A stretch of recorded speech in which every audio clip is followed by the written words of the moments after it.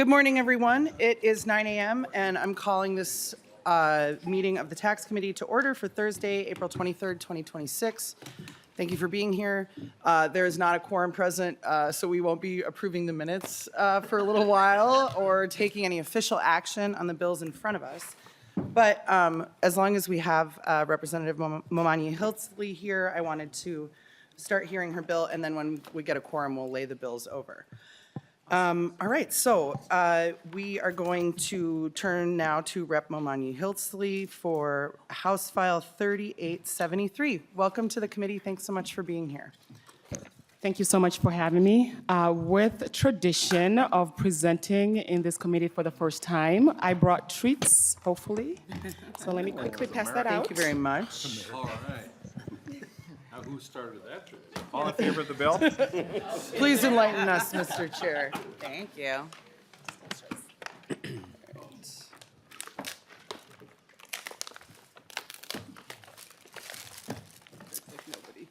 All right. Thank you so much once again. Chair Gomez, Chair Davids, esteemed members of the committee, thank you for the opportunity to present House File 3873 as amended. As the author of this bill, my role today is to clearly and accurately present what the bill does, while also acknowledging and recognizing that there are residents who support this proposal, others who have real concerns about this impact of the local sales tax on their daily lives. House File 3873 as amended authorizes the City of Osseo, if approved by voters, to require under current law to impose the local sales and use tax up to 0.5%. The revenue from this tax is restricted to two specific capital projects. The first one is $7 million for the Boraboom Park Community Center project, and the second one is $3 million for the renovation and improvement of Osseo City Hall, along with associated bonding costs. The author's amendment narrows the bill to focus solely on those two projects and align the bonding authority accordingly. The bill also establishes clear parameters on how the tax operates. The city may use bonds to finance the project within time limits, within the limits outlined. Number two, the tax is time limited and must terminate at the early of 20 years or when sufficient revenue has been collected to pay for the project and related costs. And lastly, the administration and enforcement of the tax follow existing state law governing local sales tax. According to the Department of Revenue, there's a document in your packet. This proposal will not have a direct impact on state taxes. In terms of context, Osseo is a small city that functions as a service center for the broader region.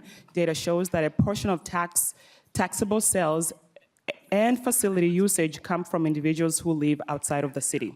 At the same time, I want to acknowledge that some of the residents, an increase in sales tax raises concerns about affordability and cumulative impact on households, small businesses. Those concerns are part of the broader context surrounding this proposal. Members, this bill is structured to be specific in purpose, limited in scope, and defined in duration it outlines. The allowable tax rate, the exact usage of the revenue, and conditions under which the tax must end. With that, I respectfully present House File 3873 as amended for your consideration. And now I'll turn it over to my testifier, the mayor of Osseo, Mayor Pope, and our amazing city administrator and chief of police for the city of Osseo, Chief Mickelson, as well as Kenny Nelson, who is a resident who will be testifying via Zoom. Thank you so much. Thank you very much. Welcome to the committee, Mayor Pope. Please confine your remarks to 2 minutes. Okay, thank you. Welcome. Dwayne Poppy, Mayor of the City of Osseo. Thank you for this opportunity. Co-Chair Gomez and Co-Chair Davis and committee members. As I said, my name is Dwayne Poppy. I serve as the Mayor of the City of Osseo. And thank you for this opportunity to present today. Osseo, as mentioned earlier, is just a city of residents of 2,600 people. But our public facilities serve a much larger regional population across the Northwest Metro. Every day, people from surrounding communities rely on City Hall. our public safety services, and our community programming. What we're requesting today is pretty straightforward and a truly democratic process. The authority to ask our residents whether to implement a 0.5% sales tax to fund two specific capital projects, a new community center and improvements to our city hall. These are not purely local assets, they're regional ones. Our current community center is already at capacity, and nearly 60% of the users come from outside of Osseo. It serves thousands of youth, families, seniors. Multiple communities provide affordable or even free access to recreation and programming. Similarly, City Hall functions as our regional hub, housing police and fire services that operate under a mutual agreement to neighboring communities, and the only self-service Hennepin County Library branch used daily by residents well beyond our borders. The challenge is this. Our infrastructure serves a regional population, but our tax base is local and small. Osseo is only 1 square mile, with a quarter of our land mass being non-revenue producing, with the churches, the schools, and the cemetery located in our community. We cannot reasonably fund these improvements through property taxes alone. The burden would be too great for our residents, especially when a significant share of the users are non-residents. A local sales tax is the most equitable solution. It ensures that those who use these facilities, including visitors, help contribute to the cost. This proposal is also fiscally responsible. As mentioned, it's limited to a specific capital projects only. It raises approximately $10 million over the time, and it sunsets once those costs are paid, no later than the 20 years as stated. I also want to note that this concept has been discussed publicly through our Economic Development Authority meetings, our City Council work sessions, and regular City Council meetings. If legislative authority is granted, we will conduct additional public formal engagement town halls before any ballot question is presented to the voters to ensure they fully understand the issues, both the pros and cons of voting for it. And finally, I want to acknowledge that there are some residents who oppose this local sales tax. With respect to those perspectives, but the most democratic approach is to allow our residents in our city to decide this question directly on the ballot box. Thank you, Mayor. We have to wrap it up there. Appreciate it. So I think the other person from the city is here as a resource, I think, for member questions, but we'll move to community testimony.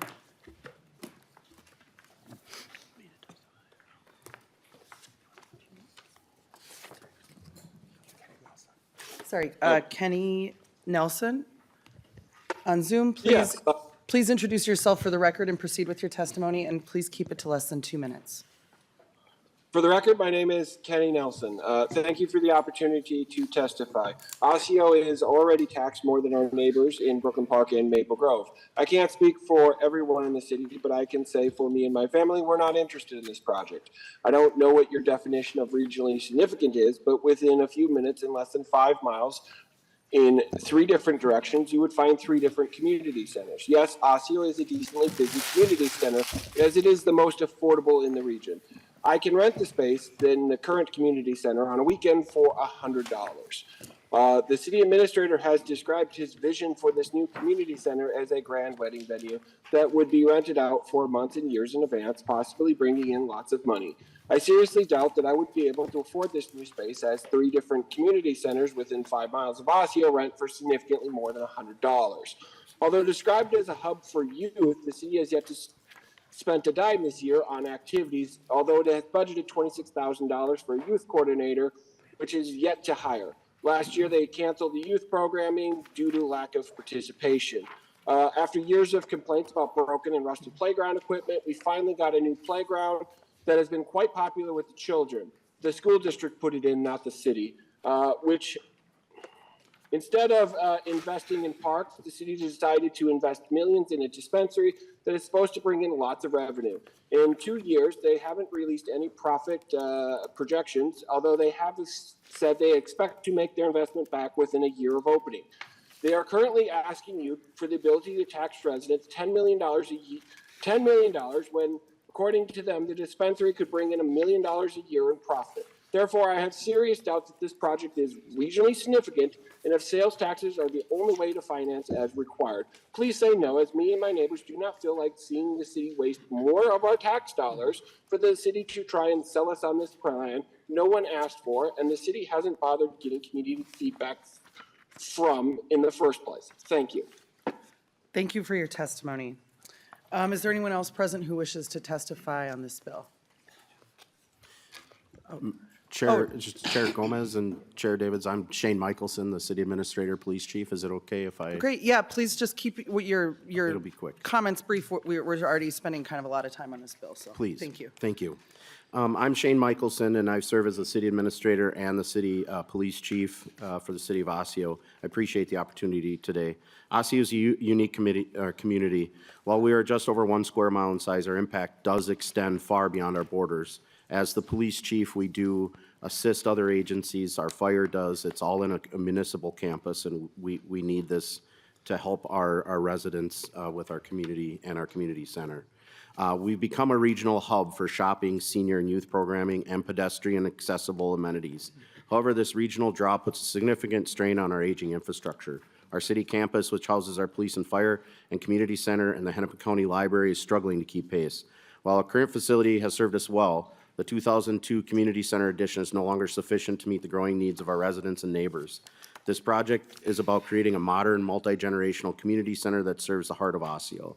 By investing in a new space, we can provide the high-quality programming and gathering areas that our community and our neighbors increasingly demand. The core of City Hall was built in 1968, and its current split-level entrance is obsolete. This project is not merely a facelift, it is a necessary modernization to meet the needs of the 2026 public. We will move our council chambers from the basement to the main level, ensuring a democratic process is accessible to the entire community. By repurposing the 24-year-old community center, we can create a new ADA-compliant entrance and expand workspace for city staff. We are implementing structural, safety, and health building standards to ensure a productive environment for our staff and visitors alike. At the core of this proposal is accessibility. Our current entrance is obsolete and creates barriers. A new community center is designed with universal ADA-compliant access, and it will be built from the ground up. The data supports the facts that Osseo serves a regional audience. In 2026 alone, the Hennepin County Library on our campus saw a 49% increase in visitor traffic, totaling 9,000 visitors. While we pride ourselves on a close-knit service a small city can provide, our size creates financial restrictions. We operate on a $3.5 million budget with a total bonding capacity of $13 million. Funding a project of this scale through traditional means would effectively exhaust our bonding capacity, leaving us unable to address ongoing infrastructure needs for years to come. This issue has been publicly discussed, as the mayor has said, at our EDA council work sessions and city council meetings. Local sales tax allows us to distribute the cost of these improvements to thousands of visitors Thank who you, Chief utilize our Mickelson. facilities. Can we Thank wrap you. it up? Thank you so much. Appreciate you being with us. Is there anyone else present who wishes to testify on House File 3873? Not seeing any. We'll switch to member discussion. I will in a minute. Elkins, Representative Elkins. Thank you, Madam Chair. Just one real quick question. What is the city's estimate of the percentage of these taxes that would be collected from residents? Chief Mickelson? Chair Davids and Gomez and committee, we did a study through the University of Minnesota, and it says it's a 55-45 split. So Representative 55 from Elkins. residents, 55 from residents and 45 from outside the city as of now. you. Representative Elkins? That's good. Thank you. Any further discussion from members? Okay, since we do have a quorum present, we're now just going to do a quick couple minutes of business. Representative Elkins, would you like to move the minutes of April 22nd, 2026 for adoption? I would, Madam Chair. Excellent. Representative Elkins has moved the minutes. All those in favor, please say aye. Aye. Any opposed, no. Motion carries. The minutes for April 22nd, 2026 are adopted. I'm also going to move that House File 3873 be laid over for possible inclusion in the 2026 tax bill. We have an A26 amendment to adopt to get the bill in the shape the author would like. I'm going to move that amendment now. Sorry, it's an A1 amendment. Sorry, it says two things, right? It's the A1, not A26. Oh, sorry, it's A26-0159 in your packet. So is there any discussion to the motion? Seeing none, all those in favor of adoption of the A26, please say aye. Aye. All those opposed, nay. Motion carries, and the A26 is adopted to House File 3873. Representative Momanyi-Hiltsley, excuse me, do you have any final thoughts for us? I just wanted to say thank you so much for the opportunity to present this bill, and I look forward to the next steps. Thank you. Thank you very much for being with us. With that, I'm going to renew my motion that House File 3873 as amended be laid over for possible inclusion in the 2026 tax bill, and it is laid over. Thank you. All right, next up, we're going to go to House File 4248. Representative Hollins, welcome to your committee. We're going a little out of order because Mayor Herz joined us, so thanks for the flexibility, everyone. Representative Hollins is going to move that House File 4248 be laid over for possible inclusion in the 2026 tax bill. Representative Hollins, welcome to your committee. I understand you have a DE1. Would you like to move the DE1? Yes, Madam Chair, that is my motion. Representative Hollins has moved the DE1. All those in favor of the motion, please say aye. Aye. Any opposed, no. Motion carries. The DE1 is adopted, and House File 4248 is in the form the author would like. Representative Hollins, to your bill as amended. Thank you, Chair Gomez. Thank you, Chair Davids, committee members.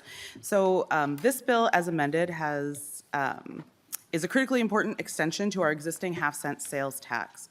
We need this extension this year so we can move ahead with our framework deal and have the necessary bonding capacity to support our commitment to the deal, which is a contribution of $162.5 million.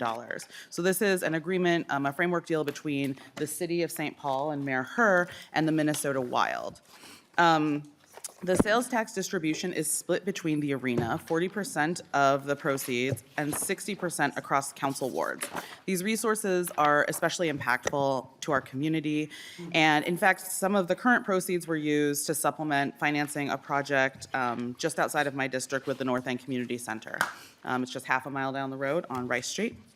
I want to give most of my time over to testifiers, but one thing I wanted to draw your attention to was letters of support from a variety of labor partners as well as the St. Paul Chamber. And with that, I would like to turn it over. Thank you very much, Representative Hollins. Mayor Herr, welcome. Thanks so much for being here. Tax Committee Member Emerita also, so welcome back to your committee. Thank you, Chair Gomez, and thank you, Chair Davids, for the opportunity to be in front of you all today. As Representative Hollins stated, that this is a critical piece of the infrastructure of the deal that we have together with the Wild. I want to just first preface this, that if I had any other options to do this, I absolutely would be exploring those options. What I want to share really quick, which is what drives us to having to do this, is that I just want to bring the committee's attention to the fact of that we are the capital city. And the cost that we bear as the capital city is something that we bear for the entire state, which is why we do need this assistance.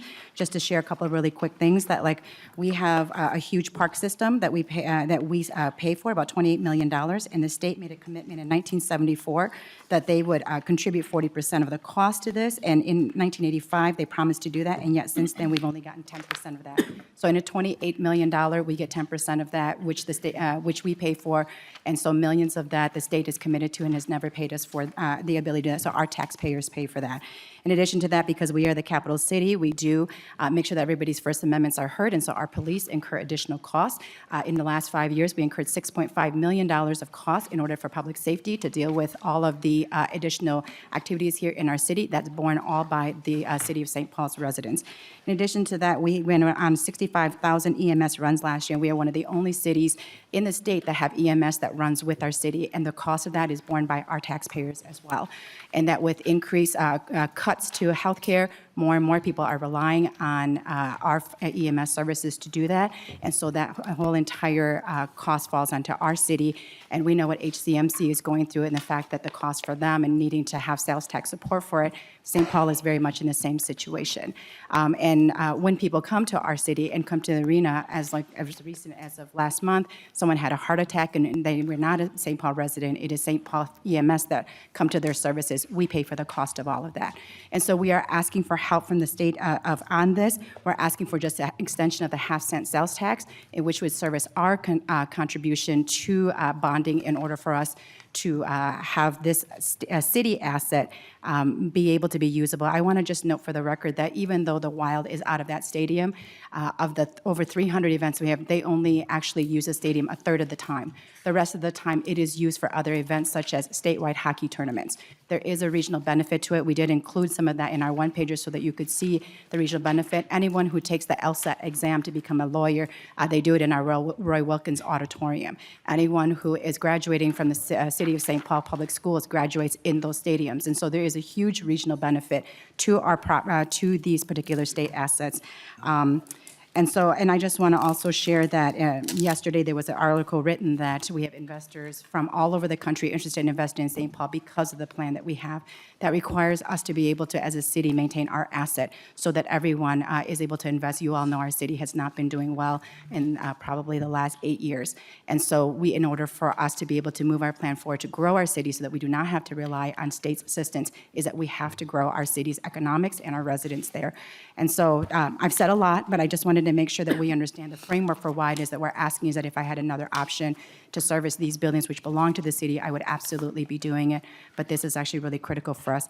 I just want to say one last thing really quick is that this structure, I want to remind the committee that these 3 buildings belong to the city of St. Paul. They're my buildings. And I know that there's often just, consternation around supporting stadiums that may seem like it's for a sports team. But the truth is that like this, the Wild, they are a renter in my building. I hearken this to the fact that if you had a duplex and you asked your tenant to pay for a third of the renovation of it up front, and then you asked for your tenant to pay you your lease, and you asked for them to pay for your property taxes, and then you told your tenant you will never own any part of this building, you will continue to pay for this, and it belongs to me. It's that if I could find another tenant, I would love to, but I don't think that anybody else is going to show up and tell me they'll put up a third of this up front, and then they're going to continue to pay me lease and pilot for this. And so, I really want to just emphasize that this was a really good deal that we were able to work on with the Wild in order to fund a stadium that they only use a third of the time, and then we use it for the rest of the time in order to generate revenues for the state and for the city. So with that, I know I've said a lot, but I will go ahead and close that out and leave that for any questions that people may have. Thank you, Chair Gomez. Thank you so much for your testimony, Mayor Herr. Up next, we have Greg Copeland. Welcome to the committee, or I don't know if Greg Copeland's here. I'm here. Oh, great. Welcome to the committee. Please, as you take a seat, go ahead and, sorry, could we have Representative Hollins stay at the table? And if you could just move over to the side, sorry. Holden's first time in Texas. So Chair Gomez. Welcome to the committee. I like you. Sorry, please just introduce yourself. Oh, sorry. For the record as he gets started. Greg Copeland, I'm a resident of St. Paul. I used to be on the Capital Finance Committee for the city. That's something that the amendment would eliminate. As I read it, my representative is with me here today. And I guess what I want to say is that I'm concerned as a property taxpayer. Because I just heard all the reasons why we need money in St. Paul and why we don't have this and we don't have that and the state hasn't given us this and on and on it goes. The people in St. Paul just got hit with $2.8 billion worth of taxation on their homes and businesses. We do not need a tax that goes to 2060 to pay to redo a building that's in great shape. I would encourage all of you, before you take final action on this, go down to the, I was going to say Excel Center, the casino building, and check it out. It's not falling apart. Initially, when the comments were made that we need to spend all this money, it was to fix the HVAC system. Then I heard lately, we got to do a better job with disability. Well, my wife was, a late wife was disabled, had a wheelchair. She got in and out of that building just fine. Went to concerts there. I don't see the need for it. We have a downtown that's in a disaster zone. And where do they want to spend the money? On the best building in town, other than the courthouse. So I would ask you, members, please do us all a favor and don't give them any more authority to tax us anymore over years and years. A sales tax is the most regressive tax. It's going to fall on everybody. I read where the remember, my representative says we can't go with the $4 billion tax relief on property because we got to take care of the renters. Well, who does she think the money's going to come from in the Mr. most Copeland? regressive way? Mr. Copeland? Yes?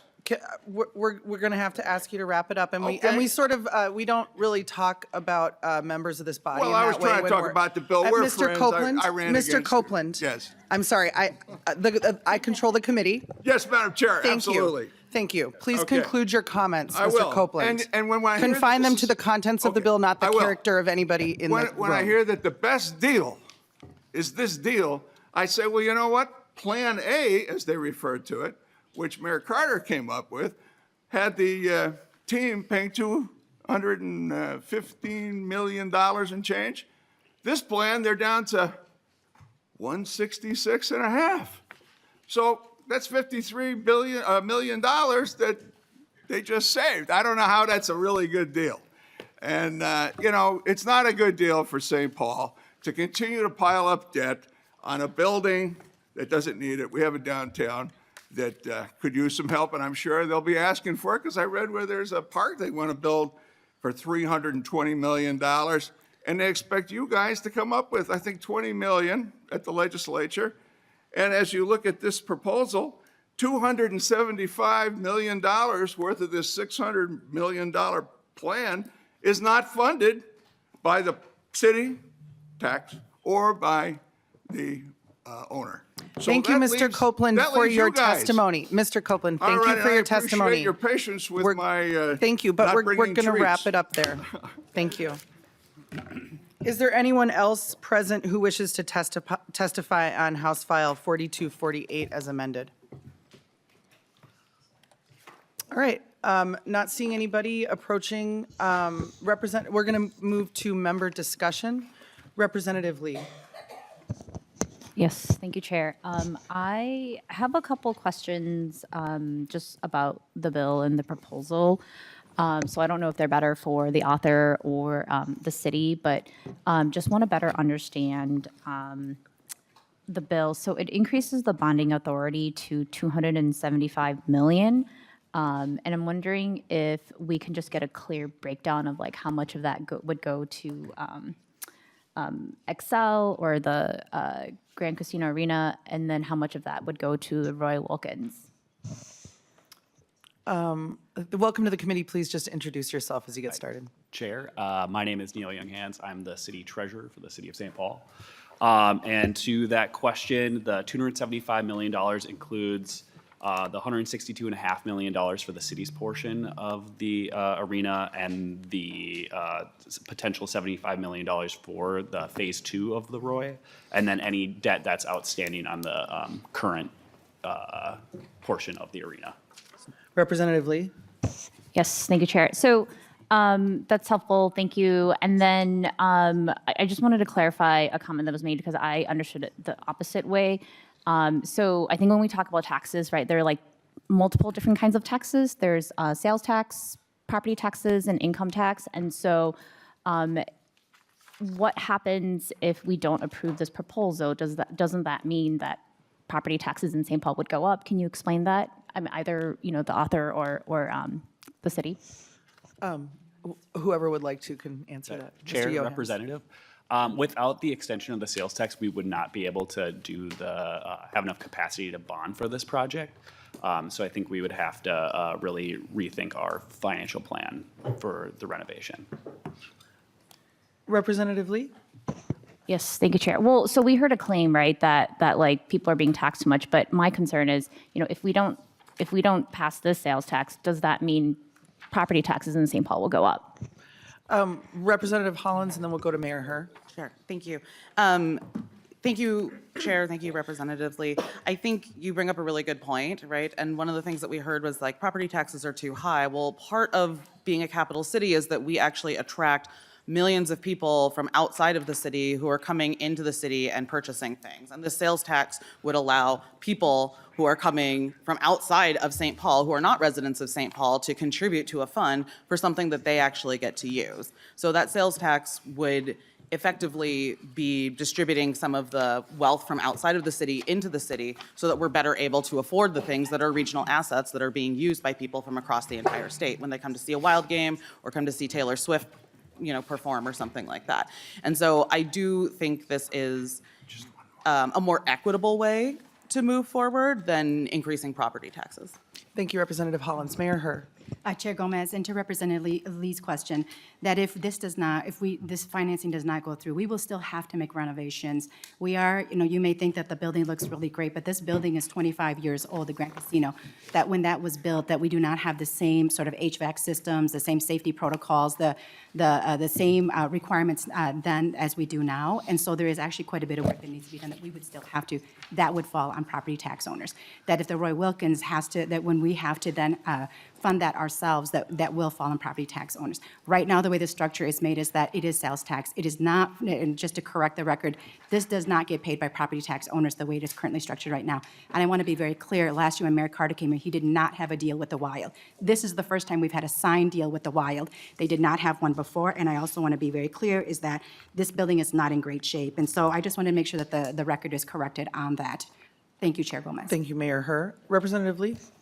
Yes, so one last question about the text on page 4. It's about the STAR program, and it looks like we're just rearranging words, but I think we know like one period and one comma can change the meaning of text. And so, on lines 4.15 to 4.16, it looks like there's a change. So the text will now say 80% of the revenue collected annually must be awarded. And previously, it was that 80% of the revenue must be annually awarded. And so is the intention here to not award STAR grants annually going forward? Representative Hollins, do you want us to go to research for that one, or would somebody up there like to answer? Please, go ahead. Chair, Representative, that bill language specifies that funding collected annually must go towards the cultural store program, but those funds do not necessarily need to be distributed annually. It provides us with more flexibility to run the program rather than being bound to having to allocate those funds every year. It'll give us more time and flexibility to do that on a slightly different funding cycle. Representative Lee. So, yeah, so I guess my question then is, currently, is it the city practice not to award STAR grants annually?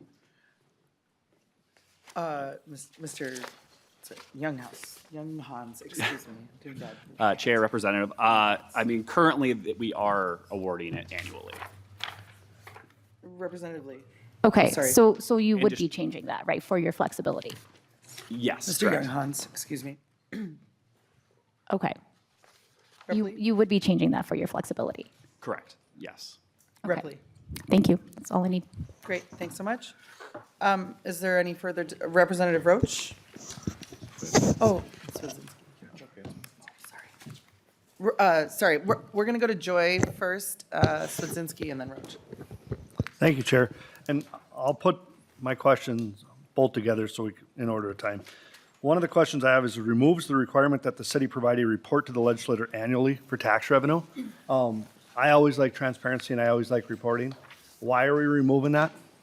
Mr. Younghans. Chair, Representative, we are just trying to be in concert with the other city sales taxes so that the city of Minneapolis does not actually have a requirement to report on the sales tax.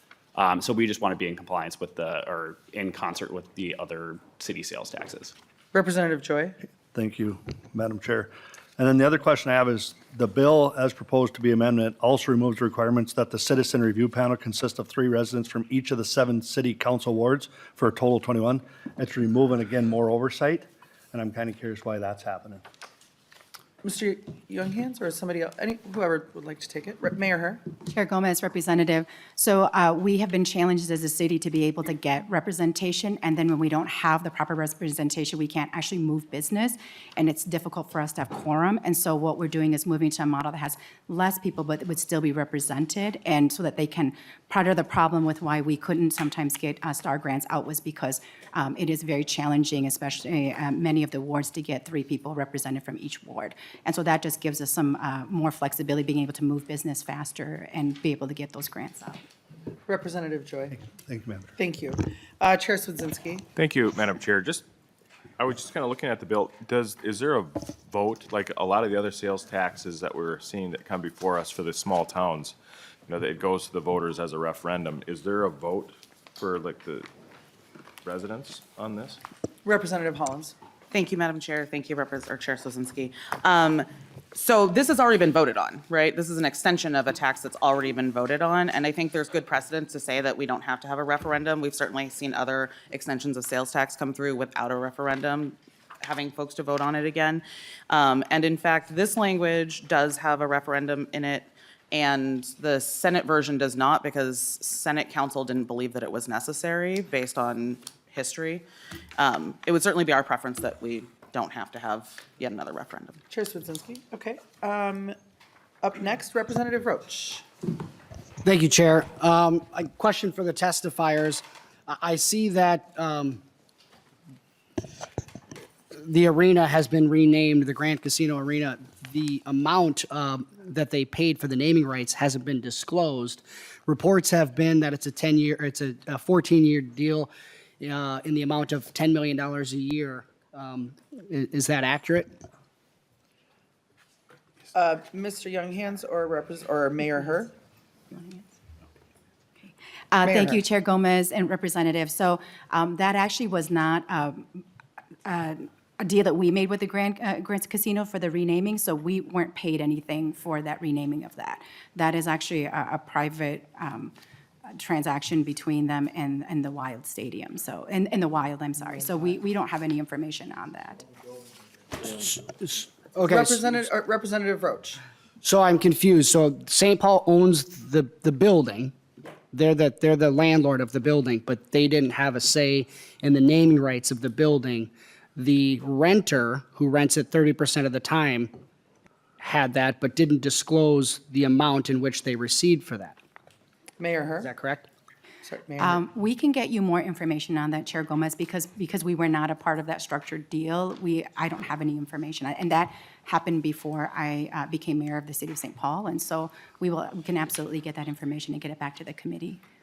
Representative Roach. Yeah, thank you. I would hope that the owners of the building, the St. Paul, the community members, would know that contract and how much that was, to see whether or not, any of that money, potentially $140 million, could be used for renovation of the building versus putting it on the backs of taxpayers. Madam Chair. Mayor Herr. Madam Chair, Representative, I just want to be very clear that even though the Wild is a renter, throughout the 25 years, they put millions of dollars into renovation of that building, even though that was our building. So we can also get you the cost of everything that they have actually put into renovation over the course of 25 years so that you have that information as well. Great, thank you. I'm interested in the sort of like where the naming rights money goes as well. If that went to the Wild, that would be an interesting thing to me as well. Representative Hewitt. Yeah, and I just want to make a statement about this because I've looked into the sports space quite a bit. This is common practice all the way down to the Little League, that the cities own the fields, but the Little League and able to raise money for whatever T-shirts or whatever would get to advertise on the field, all the way up to like the NHL, who this is a way for the team to make revenue so they can pay their players and versus that. I'm not saying it's right or wrong, but I totally understand the mayor and their position here, not knowing that she didn't make this deal, but also knowing that this is a common practice. We're partners in U.S. Bank. We're partners somewhat in the Twin Stadium, which we're going through right now. They all control the rights to who sees the name on the building, and it's paid by, it gets paid by advertisers and stuff like that. This is something we can look into in the future, but I don't think that this is something that we can change without legislation. Thank you, Chair. Thank you, Representative Hewitt. Representative Anderson. Thank you. I didn't congratulate you. I wanted to congratulate you. I was very happy to see that you won the race, though, because you have a financial background, and that's what St. Paul needs, I think. That I'm old enough to remember when Mayor Scheibel was the mayor, and the city was just gutted. The businesses left. West Group, West Publishing at the time, moved to Egan, where I was on the council later in mayor, and they became Thompson, obviously. But many businesses left because of bad policies with the local government. And then Mayor Coleman came in and turned the place around. And I hope that you are successful in doing this too. So, thanks. Thank you very much, Representative Anderson. Is there any further discussion on the bill before, okay, Representative Lee? Yes, thank you, Chair, for indulging. I just wanted to make a comment because Representative Joy brought up the change to the composition of the Star Board. And I know I've had conversations regarding this provision with the mayor. And so my understanding is we will continue to work on the change to the composition of the Star Board going forward because the St. Paul delegation is interested in making sure that there's citywide representation of on that board. So wanted just to make sure we have that for the record. Thank you. Great, thank you, Representative Lee. Representative Davids.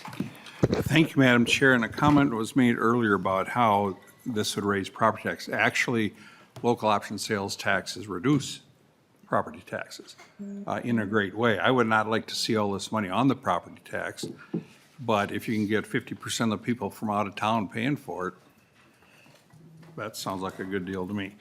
But that being said, so LOSTs reduce property taxes because it's coming from a sales tax and many times folks from out of town.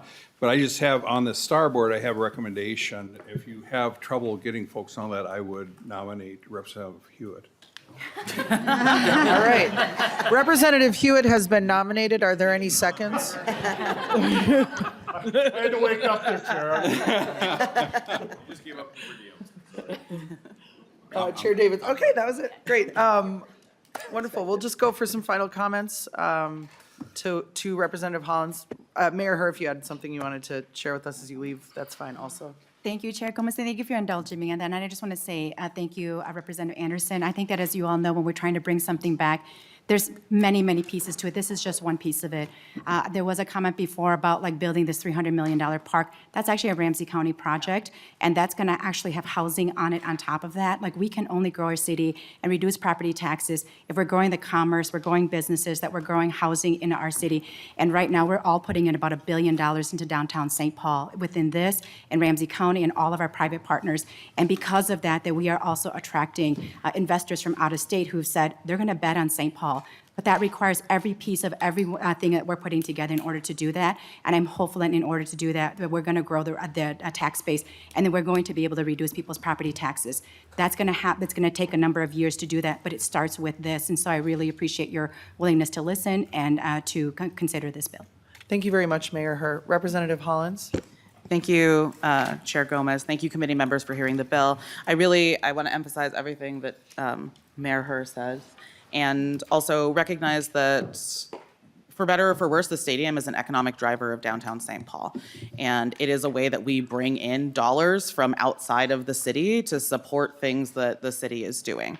And so I think this is an important project. I also want to commend the city for diversifying its perspective and how to fund this, because that was something that we struggled with in previous years. And so, I want to commend them for thinking outside the box and trying to work a deal with the Wild to make sure that they're contributing a fair share as well. And that's what this deal represents. So thank you very much. Thank you very much, Representative Hollins. And with that, Rep. Hollins will renew her motion that House File 4248 as amended be laid over for possible inclusion in the 2026 tax bill, and it is laid over.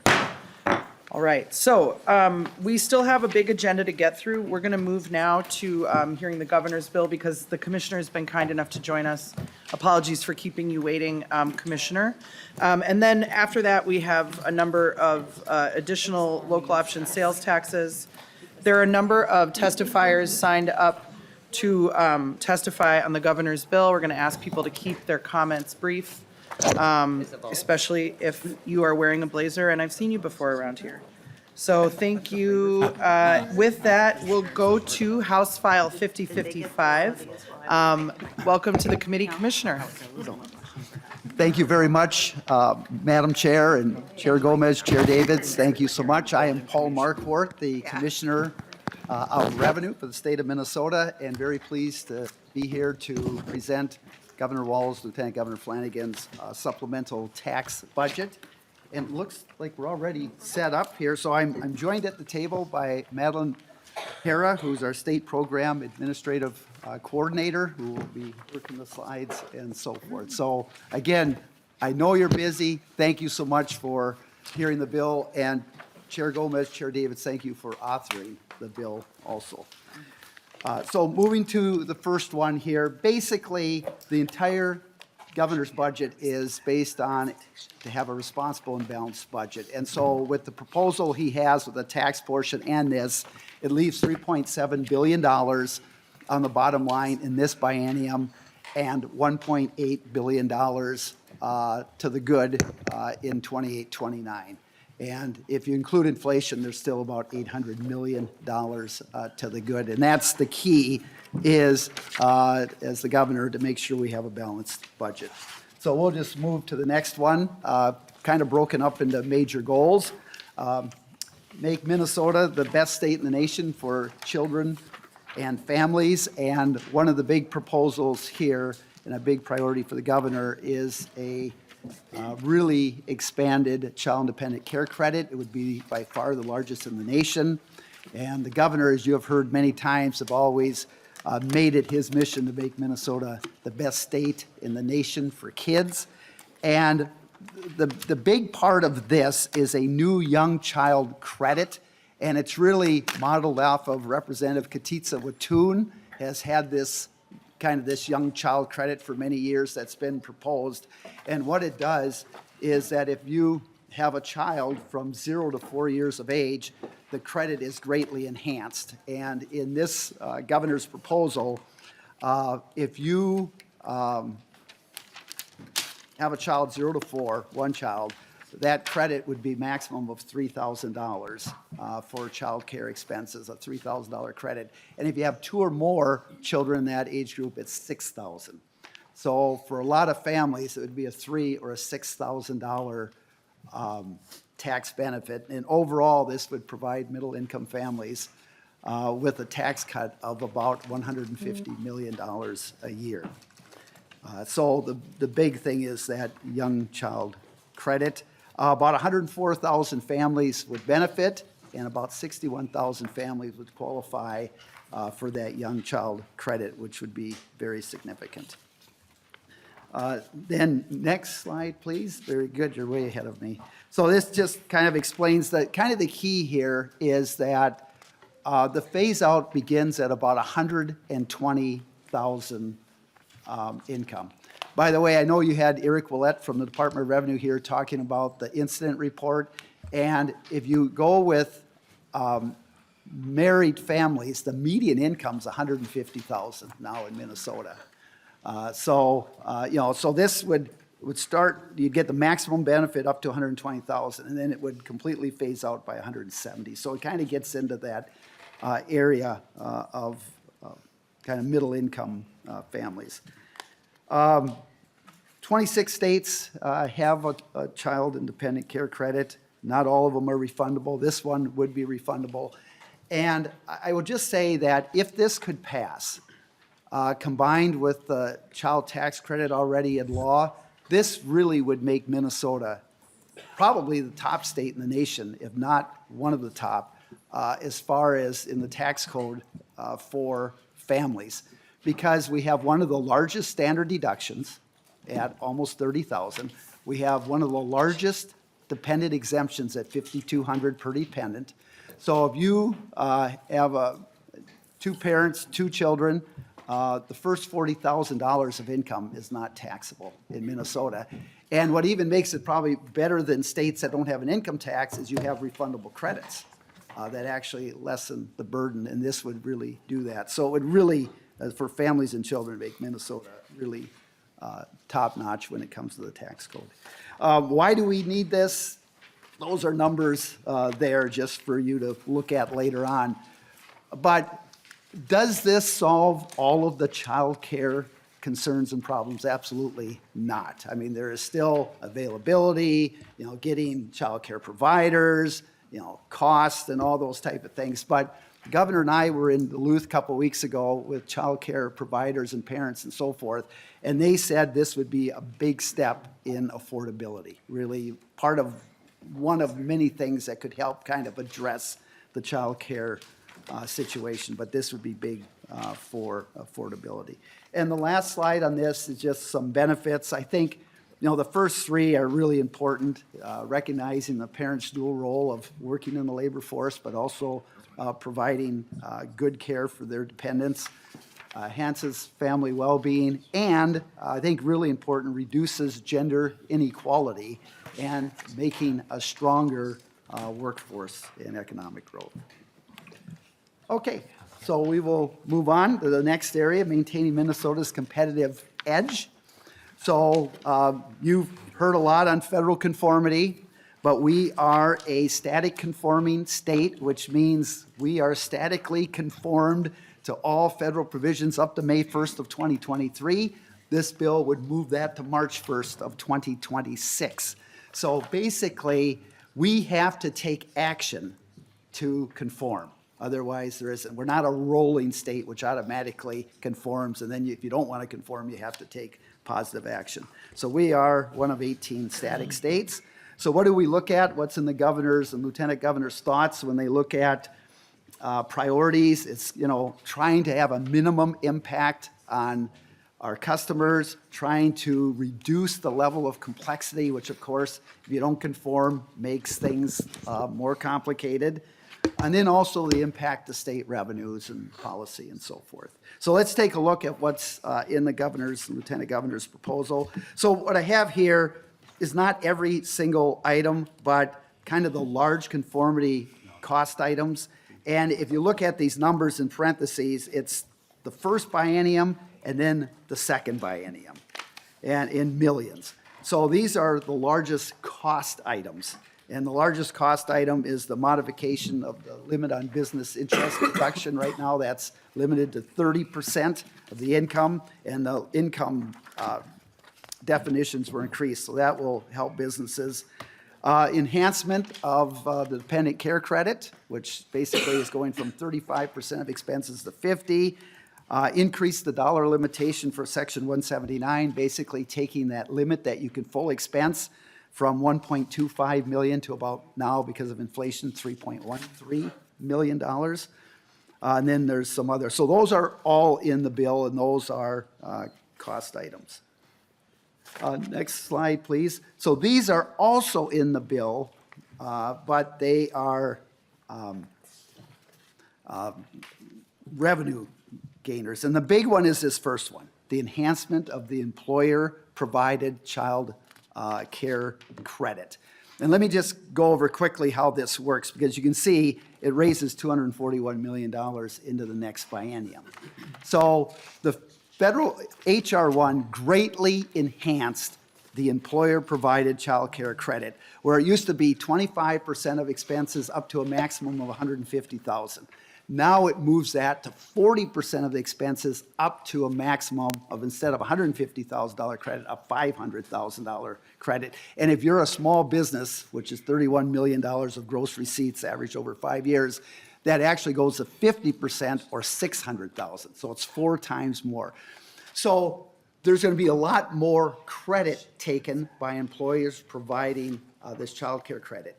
So the federal government and the state currently does not allow you, if you're getting this credit, to also be able to deduct those expenses. Otherwise, you'd be getting a double benefit. You'd be getting the credit and you'd be getting the deduction. So we know that that deduction is going to increase, which will increase income, the bottom line, for businesses, because they're getting a much better benefit from the credit, but they can't also deduct the expenses.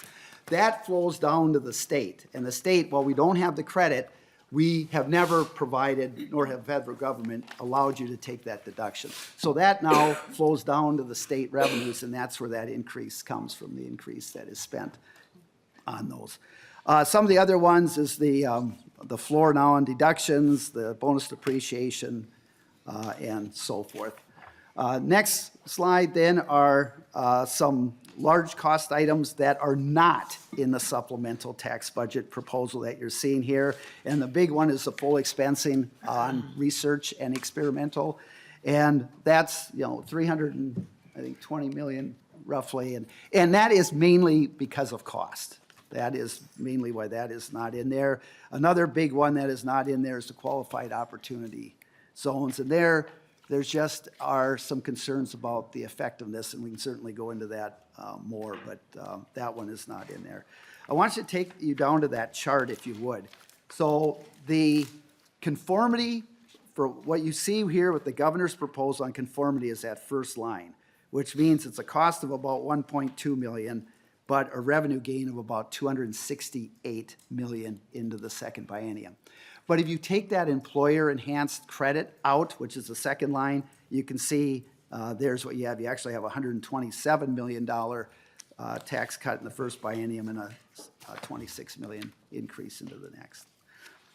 Next, please.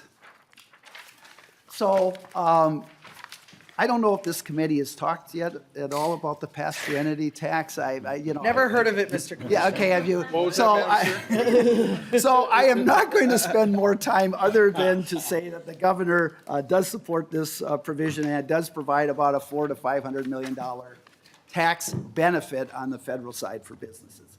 The next one also with SAF, you have had a thorough hearing on that. Not going to cover anything new on that other than, again, the governor and lieutenant governor supports that provision. It would extend it to 2035. Next here, modernizing Minnesota's tax code to the new economy. So both proposals you're going to hear from the governor you have heard before. So I'm not going to go over in great detail, but and we know that revenue increases may be a really tough sell. But putting that aside, think just about, are we meeting today's economy in creating a fair and stable tax system? I think that's the key. And so this one expands, first one, the proposal from last year, it cuts the sales tax rate slightly and expands to 3 selected services, or 3 or 4 selective services. And it really tries to right-size the tax code to our economy. Back in 1967, when we started our sales tax, and we were about like second to the last state in the nation to have a sales tax, it was 60% goods, which is taxed primarily, and 40% services, which are not. That's flipped today. And since 1967, when we had a 3% sales tax, we've raised our sales tax 4 times to 6.5%, because it, quite frankly, keeps getting narrower all the time. So this would also create a more stable and stronger revenue source. Lowers the statewide sales tax rate. This would be the first cut in state history. Individuals, the business-to-business sales remain exempt, and I think that's important because businesses would see the full benefit of the decrease in the cut. And so you're talking about businesses, construction companies buying huge pieces of equipment. On $1 million sale of equipment, save $750. Now, that might not be a huge amount, but businesses on every one of their purchases would see a cut. And we'll talk about how it impacts residents a little bit more here. Next one, there is where we expand to 3 services, primarily accounting, banking, brokerage, and legal. And I'm just going to say that, I've had meetings with folks from those entities, and they bring up great points.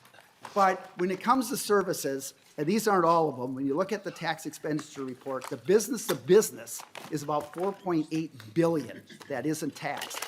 And it's about $631 million of consumer purchases. We're just dealing with the consumer purchases part, about $226 million out of that $631. So if you look at the whole volume kind of services, which isn't all of it, we're really expanding $227 million out of about $4.8 billion, about 5%. This is expanding things about 5%. It's very incremental. And so the point is, if we can't look at kind of starting expanding with this, are you ever going to expand? And we know that there are already many services being taxed. So it's, it's not equal there. We're not gathering. And so if you're going to make decisions and you really talk about trying to make our system more fair and more stable, these are the ways you have to look at it. And this is a very incremental, modest approach to doing that. So there's the slide that shows a lot of the services, and we've been through that before.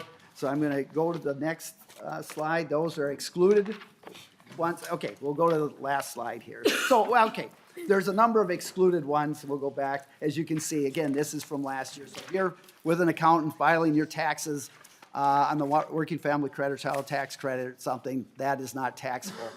I want to give you an example on business to business. If you're a farm and you hire an accountant to do your taxes, that is not taxable because that's business to business. So let's go to the last slide.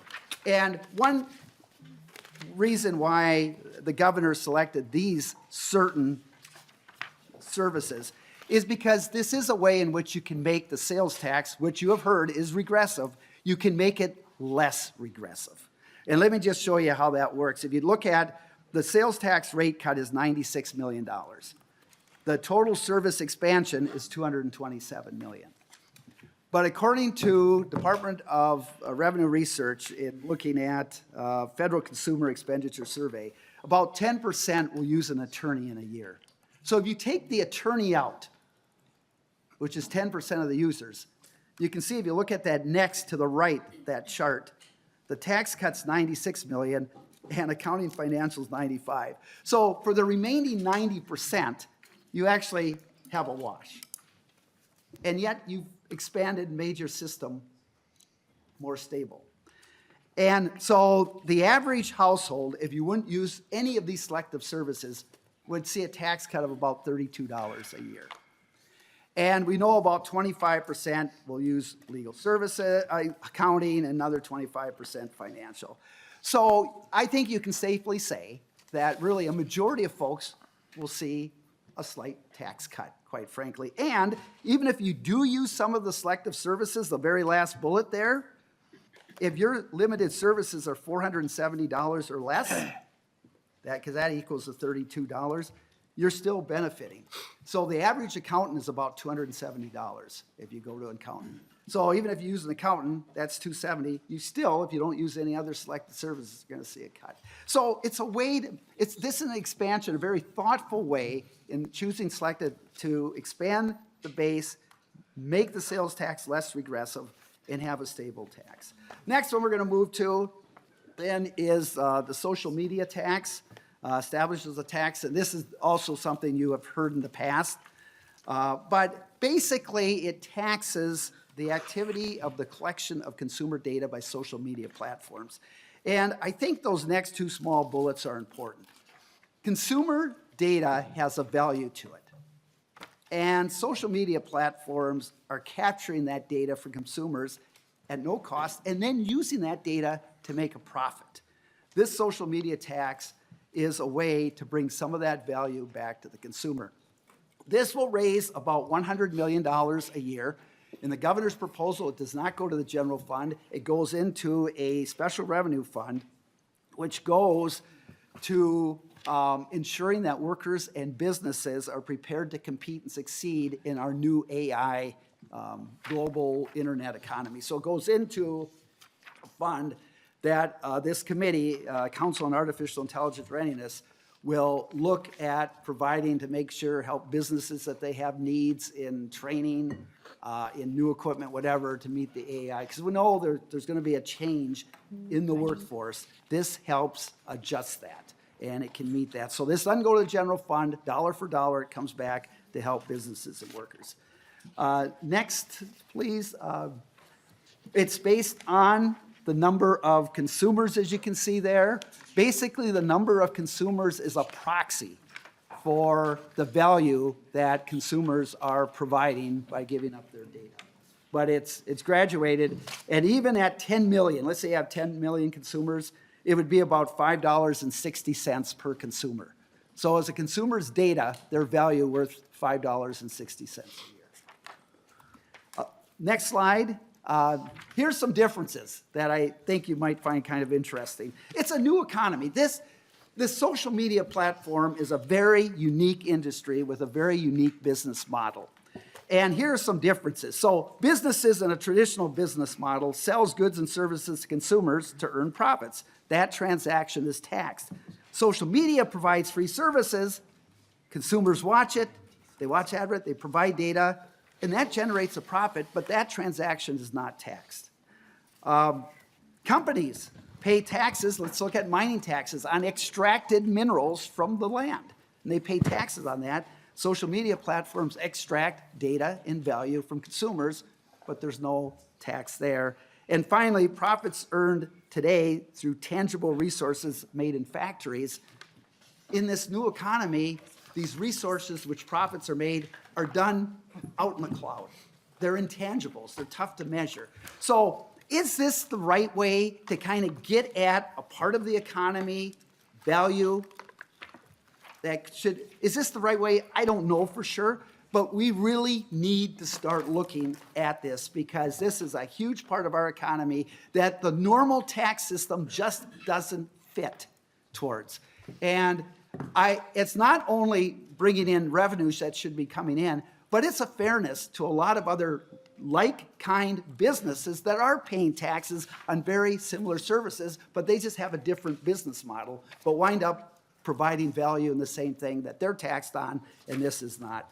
So the last thing I will look at, I mean, there's a lot of net choices out there fighting this tooth and nail because, you get a foot in the door, things can happen. And they're throwing everything out there. I will say, and we can go over that many of the lawsuits bringing forward, even the Internet Tax Freedom Act and that, this does not tax access, this does not treat social media platforms any differently than others. This is taxing value and data. And, the last time the ITFA was made permanent in 2016, a lot has happened in the last 10 years. Wayfair decision was 2018. That was after that. You now can tax internet sales, but you look at some social media dominance and the new mobile revolution and all those types, streaming services, AI, chat box, it's different than it even was 10 years ago. So again, I think it's worth the debate to look at, are we capturing everything in the economy and what can we do looking forward to try to capture that? So additional priorities. The next one is part of the Governor Walz's comprehensive gun violence prevention, safety, and security proposal. And it creates a 10% gross receipts tax on the sales of handguns and 11% gross receipts tax on long guns and ammunition. Now, this is very much replicated after the federal firearms and ammunition excise tax. The federal one taxes manufacturers, this taxes retailers. So that's kind of the main difference, but they're the rates are the same as far as on handguns and long guns and ammunition and so forth. But this is part of the governor's proposal on gun violence and safety. Next, please. There we go. This is just clarifying that if you have medical cannabis and licensed dispensary, this also now applies this to off-reservation for tribal registry programs, just kind of clarifies that. Next is some more technical things. Now the state would be able to, if you're not paying your cannabis taxes, be able to post that like you do with liquor taxes as part of that. Next, historic structure rehabilitation matches it more closely with the federal government priorities. And the last one we have here is something that was proposed last year. It would be adding 11 more auditors to the Department of Revenue to try to keep up with the more complex structures of partnerships and so forth on auditing. So, Madam Chair, Mr. Chair, again, thank you so much for taking the time out of your busy schedule to hear this. So, thank you. Thank you very much, Commissioner, for being with us today. We really appreciate it. I really want to thank you for, especially for your focus on the obligation that we have as people who make decisions about our tax code to look at the economy as it's functioning today and look at our revenue system and just ensure that we are, adapting our tools to the modern economy and to the transitions that we've seen in various areas. I just read this report recently that I think was from a couple months ago, that there are 88 of the most profitable corporations in the world, including like Tesla and the Yum Brands, the parent company of Taco Bell and Pizza Hut and all this stuff. And there are these 88 giant corporations. Collectively, they've made $105 billion in profit last year, and they paid no income taxes. And I think people hear that, and they think about themselves, and they say, why does Tesla pay no income taxes and I pay income taxes? And so, these issues of inequality, wealth stratification that we deal with in this committee are all related to, the way that our revenue code responds and interacts with the economy as it is today. So thank you so much for bringing up those issues. All right, so we have a lot of testifiers. We're going to be timing you, and so if you hear an alarm, please wrap up your comments in the next few seconds. So first up, we have Nan Madden, and on deck after that is Brian Lake. Welcome to the committee. Please introduce yourself as you get started.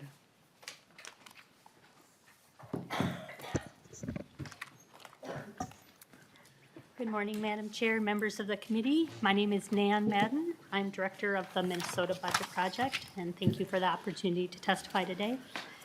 The federal bill H.R. 1 reflects harmful priorities. Its expensive tax package gives the largest tax cuts to high-income households while doing little for most everyday Minnesotans. These tax cuts are funded in part by the largest funding cuts in their history to Medicaid and SNAP, and shifting new responsibilities for providing and funding those services to the state and counties. That's the wrong direction for our state. We thank Governor Walz for a tax plan that raises revenues to fund some important steps to respond to H.R. 1 and makes progress towards sustainably funding essential public services into the future. We would urge the committee to take an even stronger revenue-raising approach, which is needed to make up for the unprecedented federal actions that dramatically impact Minnesotans' ability to get health care, put food on the table, and meet other basic needs. We appreciate many positive features of Governor Walz's conformity package, including that it does not conform to opportunity zones, which are an expensive, ineffective tax break for high-income investors that does not deliver societal benefits, and it does not replicate H.R. 1's no tax on tips and no tax on overtime provisions. These are poorly designed federal tax policies that do little for the most struggling Minnesotans and make arbitrary distinctions between different kinds of workers, while at the same time it erodes funding for the services that Minnesotans count on.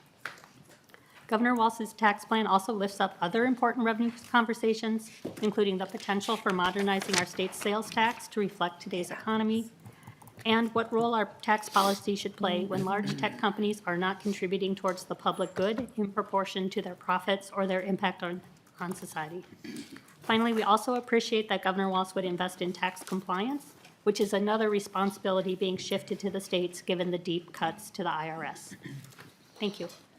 Thank you for your testimony, Ms. Madden. Up next, Brian Lake, and on deck, Tanner Fritzlinger. Welcome to the committee. Please introduce yourself as you get started.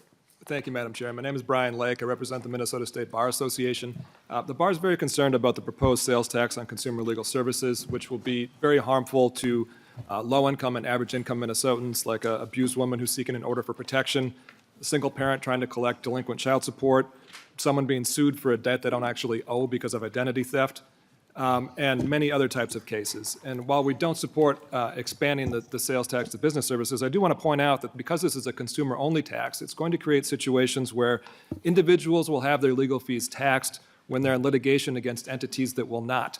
And this is only going to exacerbate existing resource imbalances in employment discrimination claims, eviction cases, and many, many other types of cases. This bill would also establish a deeply unfair policy that Minnesotans have to pay a tax to the state in order to defend themselves against the state, even when the state is wrong and even when the state loses, in things like eminent domain cases, tax challenges, occupational licensure disputes, and many, many other types of cases. And Madam Chair, I'll just close with a real-life example that'll kind of illustrate how harmful this task could be. And this was a real-life case. It involved a young couple in their mid-20s. She was a speech pathologist. He's a blue-collar laborer. They don't have a lot of money. Their first child was born prematurely and fortunately survived and became the center of their lives. Now, one day, the parents noticed that the child had some spots of discolored skin, so they went to the ER, which was a fateful decision because someone in the ER thought this discoloration was caused by bruising, and a child protection investigation was launched. And in these kind of situations, it is presumed that one of the parents abused the child, so they each had to get their own lawyer. This case went on for 8 months, so you can imagine the horrible stress and strain these people were under, worried about losing their child, while at the same time piling up big legal fees that they really couldn't afford.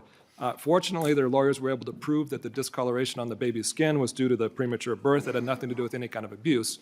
But under this bill, these poor people would have had to pay thousands of dollars to the state of Minnesota just for their efforts to prevent the state from wrongfully ripping away their child. And I think this really illustrates how unique legal services are. When people need lawyers, it's often an unexpected situation, it can be extremely expensive, and it carries life-altering consequences. And Madam Chair, there's a reason only 3 states tax legal services. I think it would be a major mistake to make Minnesota the 4th. Thank you for your testimony. Up next, Tanner Fritzinger, and on deck is Brian Cook. Thank you, Chair Gomez, Chair David, and members of the committee. My name is Tanner Fritzinger, and I'm a political affairs coordinator with the Minnesota Association of Professional Employees. We are a labor union representing more than 18,000 state workers across all agencies, boards, and commissions. Our members protect the environment, ensure the safety of our food and water, and help solve some of the most difficult criminal cases in our state. Thank you for the opportunity to testify in support of sections of the governor's tax bill. We support the inclusion of the sales tax base expansion to include certain professional services. Tax and accounting, banking and brokerage, and legal services will broaden the tax base, generate additional revenue, and help address the state's structural budget imbalance, without having to increase the base sales tax rate. Additionally, the governor's proposed tax on consumer data collection by social media platform businesses continues an important conversation about how Minnesota can modernize its tax code. And while we share concerns about worker displacement due to AI, we would implore the committee to direct those funds instead to the general fund. This type of forward-thinking approach will ensure Minnesota can continue to access critical public programs, even as the cost to provide essential state services continues to rise. While there are concerns with the ability to implement this proposal, and we encourage the committee to pursue more reliable policies, these unique ideas will be essential in providing stable revenue sources for future budgets. We're also excited to see the inclusion of enhanced compliance and additional auditors at the Department of Revenue.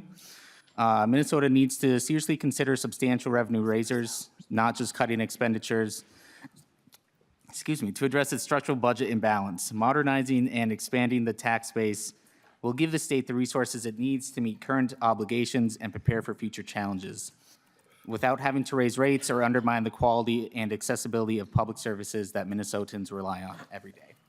Thank you. Thank you very much for your testimony. Up next, Brian Cook. On deck, Alexander Fitzsimmons. Mr. Cook, please proceed with your testimony.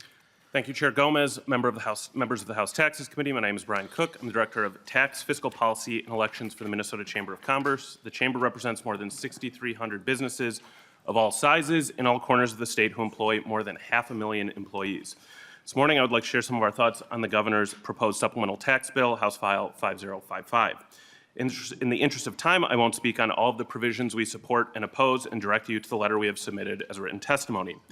The primary part of the bill we support is the general approach to largely conforming Minnesota's tax code with the relevant provisions of last year's federal H.R. 1. In particular, as part of the Invest in Minnesota Coalition, also has a handout that we've submitted, we would like to thank the governor for including conformity with Section 179 and bonus depreciation. However, we do think that not conforming with immediate expensing of research and experimentation is a missed opportunity. While it is a one-time timing shift that shows up as a big cost on the spreadsheet, that large cost also demonstrates the cash flow importance to businesses in Minnesota. As session has gone on, we've heard more and more from our members about the importance of this provision, especially as other neighboring states have adopted it. We do not want Minnesota to miss out. I also was struck in the presentation as we look at some of the things that scores revenue decreases to the state. Those are a lot of timing shifts. And we looked at things that were revenue increases, aren't necessarily timing shifts as much as they are new net revenue to the state. So we think there can be a little bit more of a balancing act there. Briefly, I also want to note our continued opposition to the expansion of the sales tax to some professional services. I'm going to point you to the Business Coalition letter on that subject as well.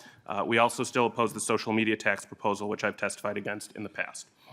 Finally, I would like to take this opportunity to thank Commissioner Marquardt for his regular engagement with the Minnesota business community on the tax issues contained within this bill, whether we agree or disagree on some of them.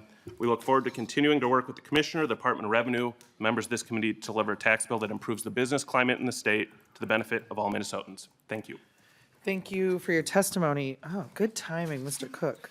Up next, Alexandra Fitzsimmons, and on deck is Dalton Danielson. Welcome to the committee. Please introduce yourself as you get started. Good morning, Madam Chair and members of the committee. My name is Alexandra Fitzsimmons, and I'm the Senior Policy Director with Children's Defense Fund Minnesota. We research, develop, and advocate for policies and programs that improve the well-being of children and increase the economic security of families, especially families with low incomes.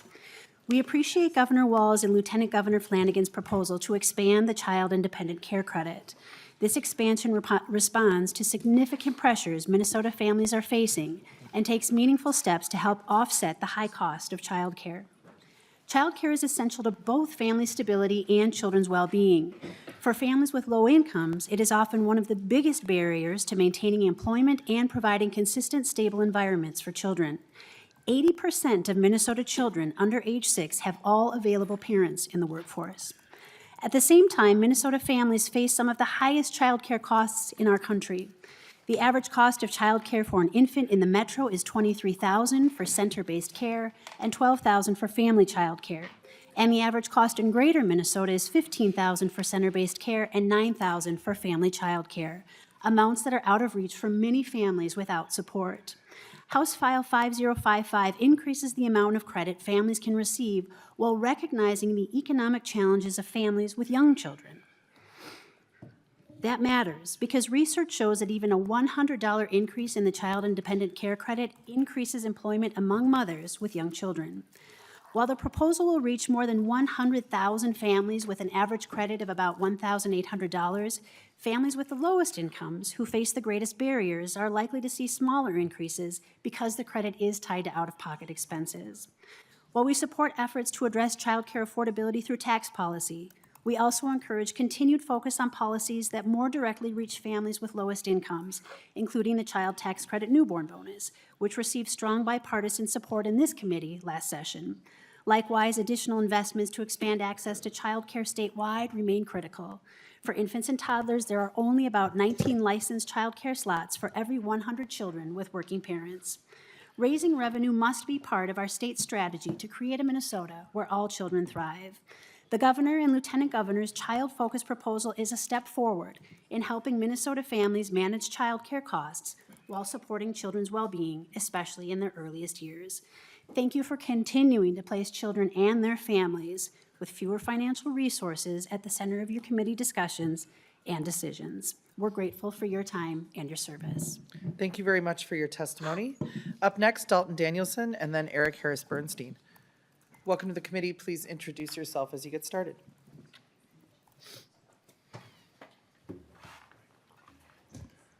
Morning. Thank you, Madam Chair. Members of the committee, my name is Dalton Danielson, Fiscal Policy Director with the Minnesota Business Partnership. I'll start first by saying we recognize and appreciate the goal of expanding the dependent care credit. Helping families afford child care is certainly worthy of a conversation, and MBP has long supported policies that strengthen workforce participation and affordability. And there are some positives in this bill, including some movement on federal conformity items, as the Chamber mentioned and as the Commissioner went through in his presentation. However, we are concerned that this bill relies on a funding mechanism that undermines Minnesota's overall competitiveness. As I've mentioned in previous testimony, Minnesota's businesses compete nationally for talent and investment, and our talent is more mobile than ever. They have choices on where to live, where to work, and where to build their lives, especially those who now find themselves in remote roles. The expanded tax on services will add to the burden faced by Minnesota taxpayers. While incremental when compared to the business-to-business alternative, the impact still matters. Please refer to the letter submitted by the broader business community for more information on that proposal and how it may impact taxpayers. To conclude, members, Minnesota is at a crossroads. What we do this year in this committee will send a signal to businesses and our employees in Minnesota for the years to come. As you continue to weigh this proposal with the committee's own priorities, we urge you to focus on policies that invite and encourage economic growth and long-term success and fiscal sustainability. Madam Chair, thank you for the opportunity to testify. Thank you very much for your testimony. Up next, Eric Harris Bernstein. Welcome to the committee. Please introduce yourself as you get started. Chair Gomez, members of the committee, my name is Eric Bernstein. I am the coalition director of We Make Minnesota. We're a labor grassroots coalition that works working for a fair tax code and a state budget sufficient to meet our public investment needs. We appreciate the opportunity to share our perspective on the governor's tax bill, and we appreciate efforts in this bill to modernize our tax code and prepare our state for budget challenges ahead.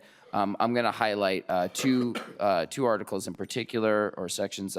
Article 3, Section 5 creates the social media consumer data tax. We really appreciate this concept, as we've talked about this year. Digital advertising and data collection are massively growing industries, and if we don't tax these industries like we tax other industries, then we end up with higher rates on all of us and on all of those other industries that are already taxed. I think there's questions about the implementation of this proposal. It's innovative, it's interesting, but we don't know exactly how to prove consumer location, to justify the exclusion of non-social media companies that are also making money collecting data and selling it or doing other things with it. And so some questions on that proposal, but we love the concept and appreciate it being brought forward. And then Article 3, Sections 6 through 8, it's the sales tax base expansion that has been talked about a lot today. We think this is another great concept of expanding the sales tax base and using that revenue to both bring in general fund dollars, but also lower the rate overall. There's a lot of industries that pay a lot of sales taxes. We all pay a lot of sales taxes, and we make it harder on ourselves when we carve out certain industries. We've obviously talked a lot about the digital advertising as something that we think that's a more robust way to expand the sales tax base and a more efficient way to implement a tax. But we appreciate this proposal as well. And overall, I just want to say I love what the commissioner said about a fair and stable tax code and what we can do here with our sales tax. So as a closing, I'll just say our perspective is that taxes, they are inevitable. We do need them to pave our roads, to fund our schools and things like that. We don't view them as a punishment. And we think that if we have a broader base, we're able to fund the things we need without, sort of picking winners and losers. So we appreciate the parts of this bill that do that. Thanks. Thank you very much for your testimony. That is the end of folks who've signed up ahead of time to testify. Is there anyone else present who wishes to testify on the governor's tax bill? All right, excellent. And my apologies, I forgot to mention this at the top. This bill actually, because it was introduced after deadline, I will say due to no fault by the two authors who delivered in a timely manner. But it actually got referred to rules, so it's not in our possession, so we're just hearing it informationally today. So we won't take any official committee action on this, but we do appreciate the commissioner for being here. Well, moving on to member discussion on the bill. Representative Joy. Thank you, Madam Chair. This one's probably for the commissioner. Representative Marquardt, or Commissioner Marquardt, sorry. Old habits die hard, right? Yes. On the long spreadsheet on line number 93, it says firearm ammunition gross receipt tax estimate with an assault weapons ban. Is that, and I guess my question is that, looking at that, does that mean there's some kind of legislation coming for a ban, or is that just estimated with that going through this year? Commissioner Marquardt. Madam Chair and Representative Joy, yes, as I said, this is part of the governor's comprehensive Gun Violence Safety Act, and as part of that, there is, an abolishment there, Okay. so, yes. Thank you. Anything further, Vice Chair Joy? Okay. Representative Johnson? Thank you, Madam Chair. Thank you, Commissioner, for the presentation. The sales tax discussion and creating of new ways to tax, I find is interesting and concerning because we've always been, traditionally, there is a purchase of value that the tax is applied towards. In other words, you buy equipment, you buy a toy, you buy whatever, and there's a sales tax. It seems like, I don't know if we've just run out of product that's being sold, but now we've went towards making up value for things instead of what you actually paid, but making up values. You can go all the way to registration tabs to now, well, the state decides what your vehicle is really worth. And now with the social media, it's a made-up value of if based on how many users, viewers, whatever you have, that now that if you have over so many, we figure the value is here. So that's a made-up value that we're going to start doing taxes with. My concern is, where does that end? To extremes, I mean, do we get to the point where we decide how much oxygen's worth if you bought it in a can, and now we're going to start taxing every breath a person takes? It's just, I'm concerned that that's where there is no end. That now we just decided what a value is something, and we're going to start taxing it. So that was more of a statement than a question, that where does it end and where do we stop making up value for things so we can tax it? So, thank you. I don't know, Commissioner Marquardt, if you had anything or anything. Yep, It wasn't a great, question. thank you. I just, so Leader Stevenson used to serve on this committee, and I remember when we heard this bill, the sort of the freestanding social media tax, I think it was last year. And he told this story just about this cartoon that he'd seen, and like the first panel of it has these two pigs, and they're like having this conversation, and they're like, man, this is the best place. I got a free place to stay. I got free food, everything I want to eat. It's awesome. And then the next panel of the cartoon is pulled back from the scene, and they're at a bacon factory. And the moral of the story is, if someone is giving you something and not charging you any money for it, it just may be that you're the product. And what we've seen is that these social media companies, it is that we're the product, but it's even more sinister than that, because it's that our children and our children's attention is the product. And so, you know, I think that it's not making up value to say that multi-billion-dollar companies that have been demonstrated to prey on young people, shouldn't be taxed, that they should just be completely tax-free. When someone making a thing, a manufacturer pays taxes. You know, people who make things, people who employ people pay taxes. So anyway, sorry, moving on. Representative Lee. Thank you, Madam Chair, and thank you for that reminder. I actually was gonna maybe also have the committee zoom out a little bit.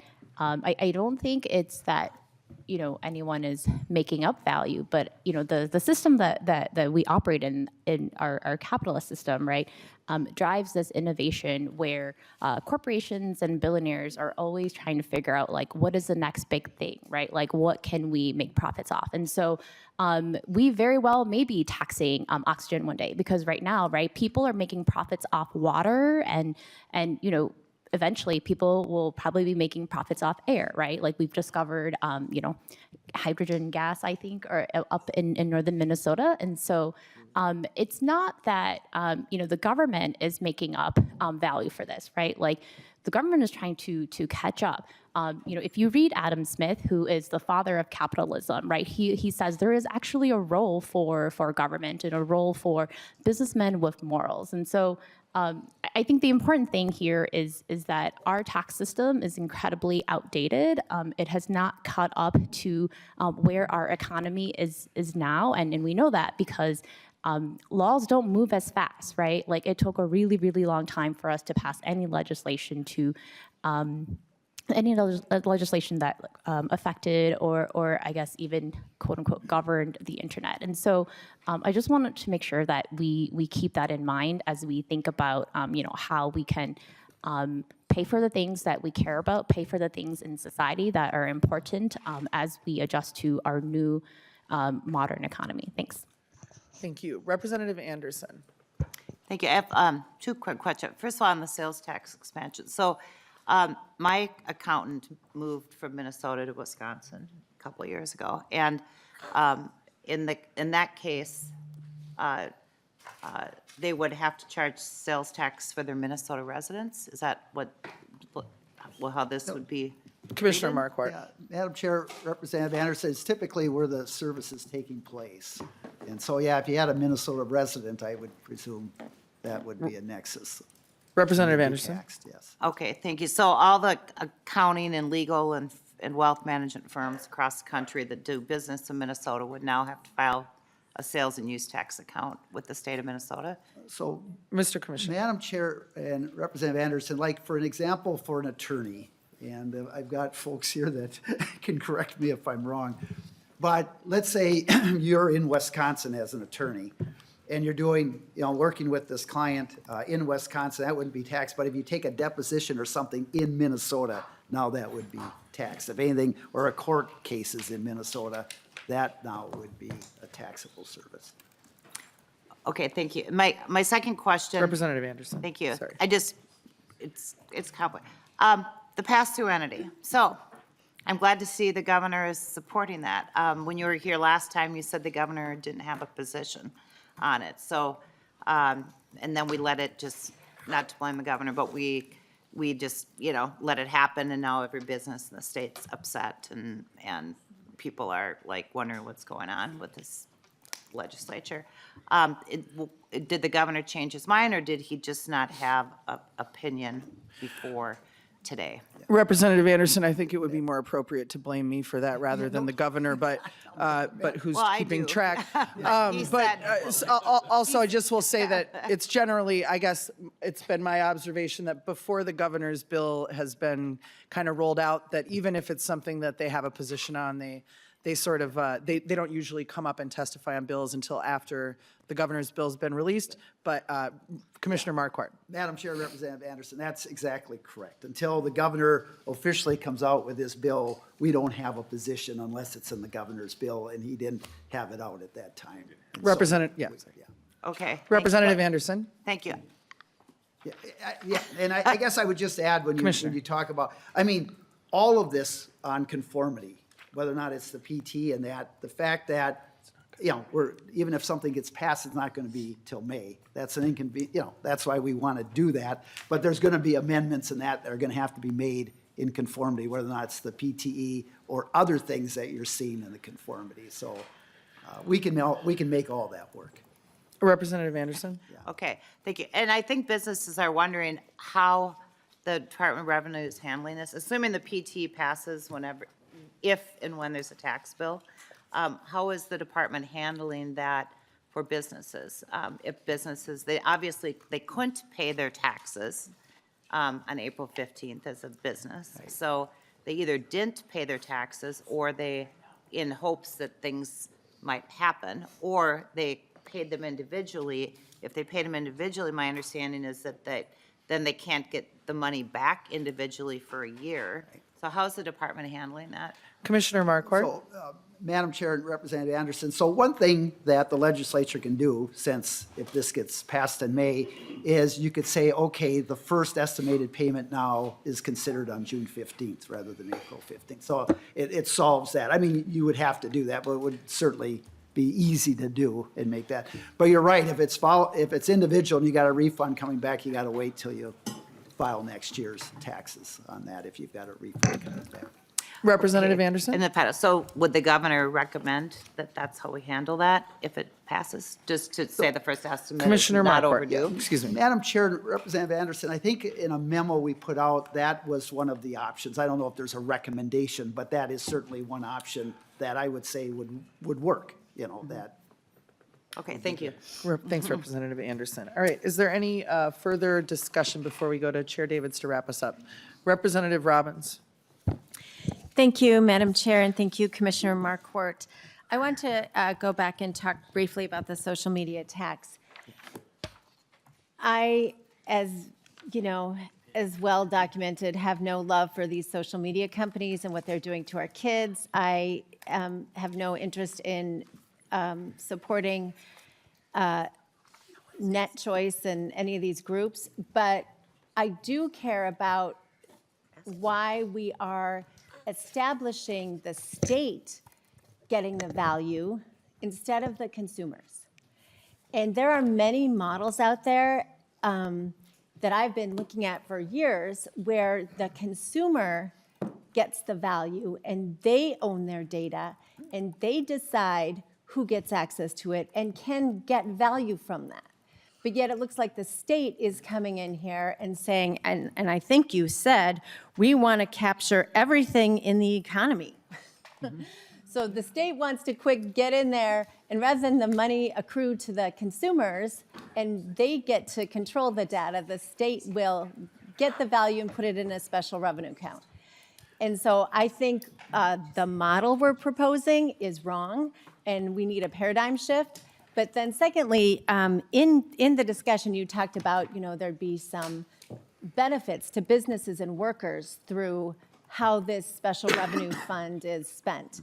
And I'm very concerned.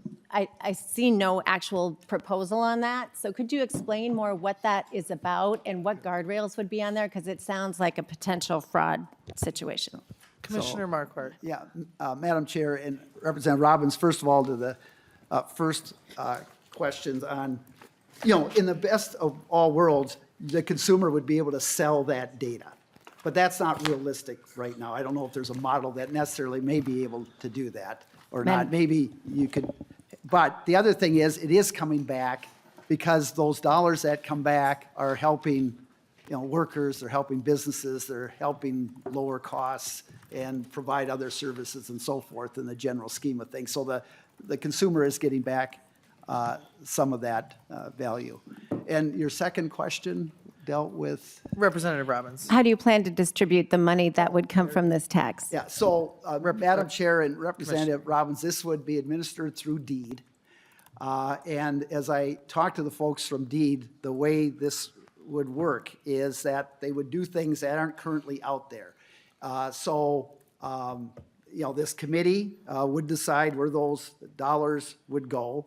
But we have a lot of workforce training already out there. So a lot of it would be focused on what would be a lot of business needs. It may be, training, it might be infrastructure, whatever that might be there. But that part is actually going to be worked through deed, and I don't have that language necessarily right. Representative Robbins.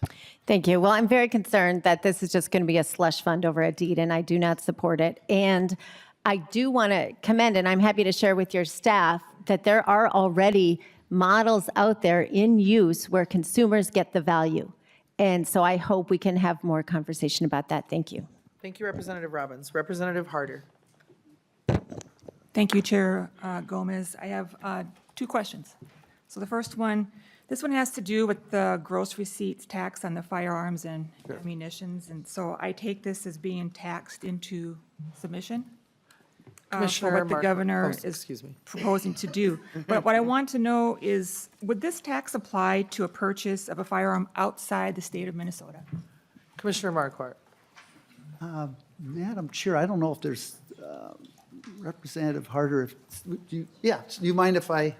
We're calling in some support here. Yeah. Just introduce yourself for the record as you get started with your answer.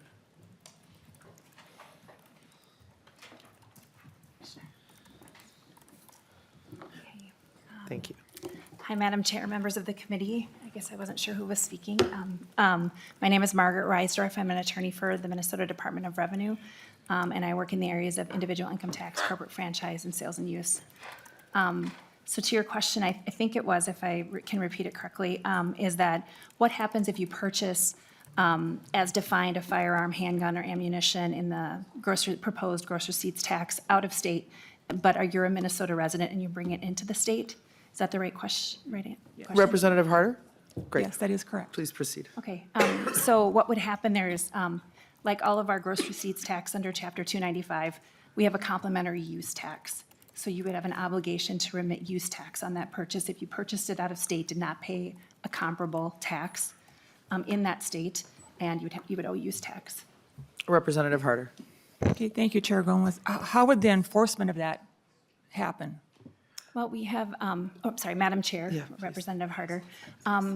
We have the same sort of system, complementary system in place with our retail sales tax as we do with our other gross receipts tax. And so my guess is we would follow the same process here, is where we would audit purchases. There are federal records regarding sales that we would use and be able to determine whether purchases were made where either the gross receipts tax was paid or when it wasn't.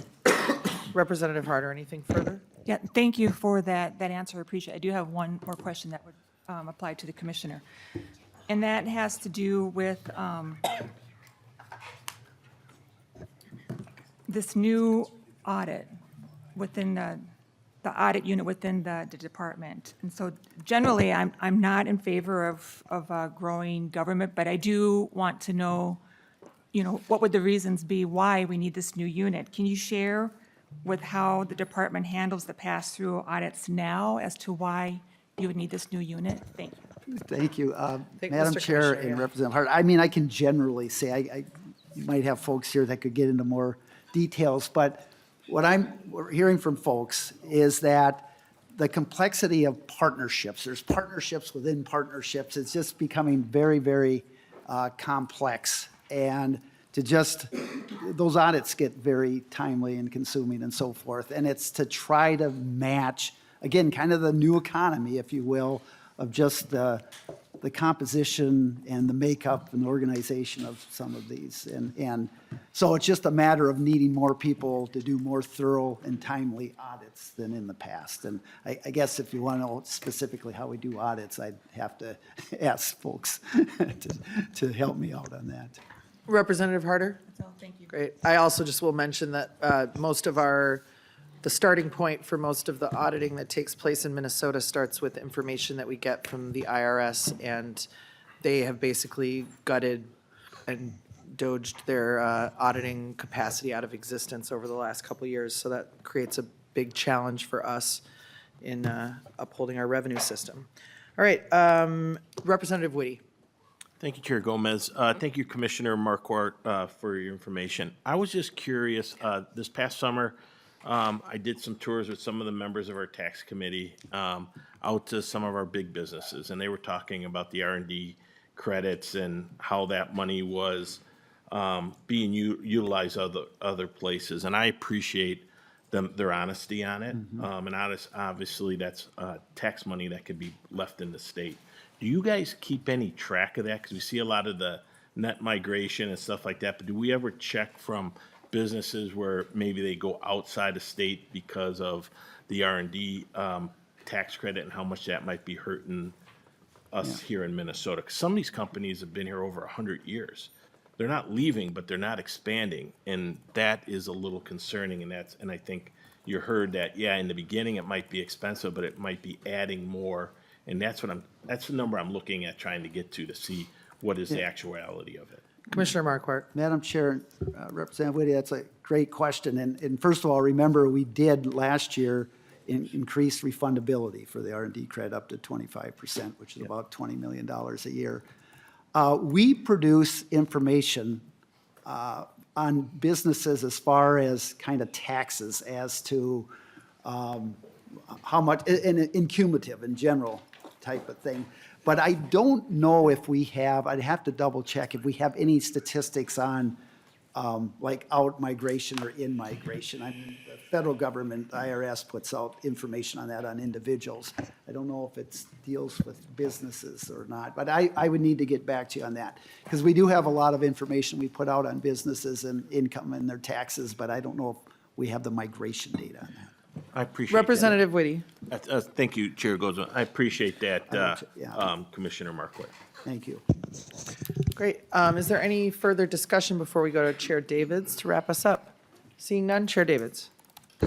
Thank you very much, Madam Chair. I'm fascinated by the paying of the use tax. I was going to ask the question to folks in this room, have you ever paid a use tax? Don't answer. Don't answer that. I remember my good friend Bob Carolyn, Senator Bob Carolyn, would buy, God rest his soul, he would buy art from around the world, and he'd bring it back to Minnesota, and he'd always pay a use tax. And I really had no clue what that was. Then I got to thinking, am I supposed to be paying use tax on my guns from Iowa? I don't know, but we'll just leave that alone. There goes an audit right there. So, Commissioner Marquardt, thank you. Thank you for your presentation, and thank you, Chair Gomez, for hearing the Gomez-Davids bill, and I think we also have a Davids-Gomez bill somewhere, yeah. Fine piece of legislation. Fine piece, fine piece. And so I just want to thank you for your accessibility, for your counsel on these items, and I look forward to working with you the next few weeks here. We need to get this wrapped up and done, a tax bill.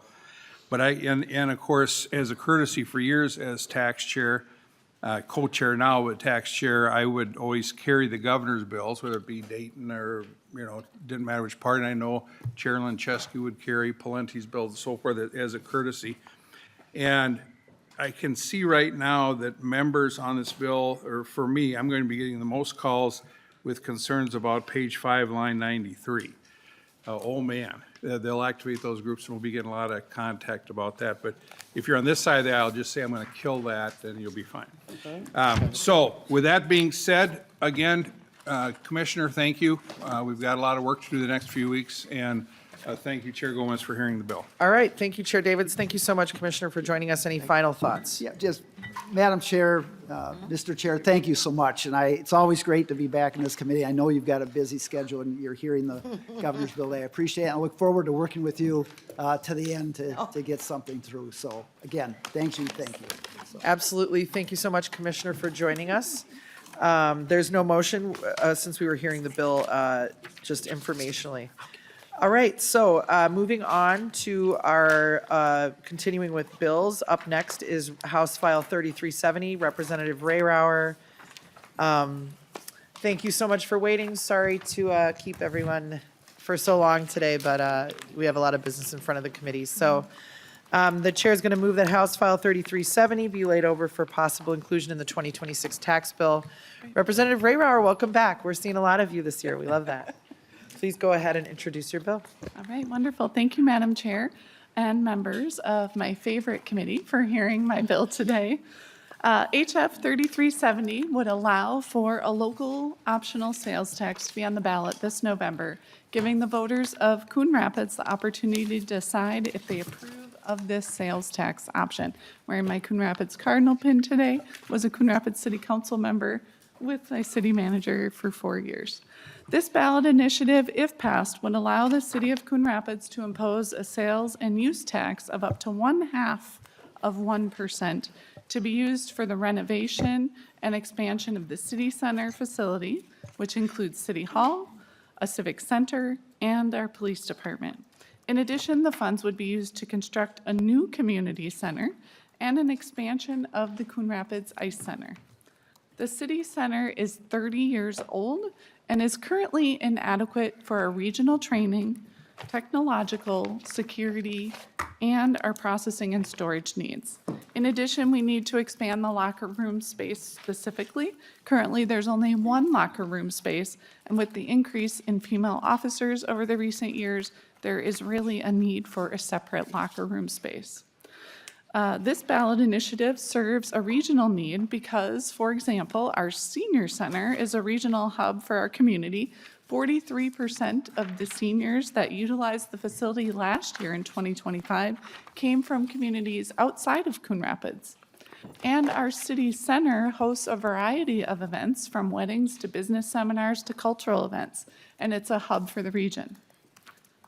The new community center facility will be integrated with the Coon Rapids Ice Center. In addition to providing ice for local hockey teams, the new community center will actually serve all ages, from infants to seniors, by adding a field house with a walking track, an indoor play space, meeting spaces, and an outdoor event facility.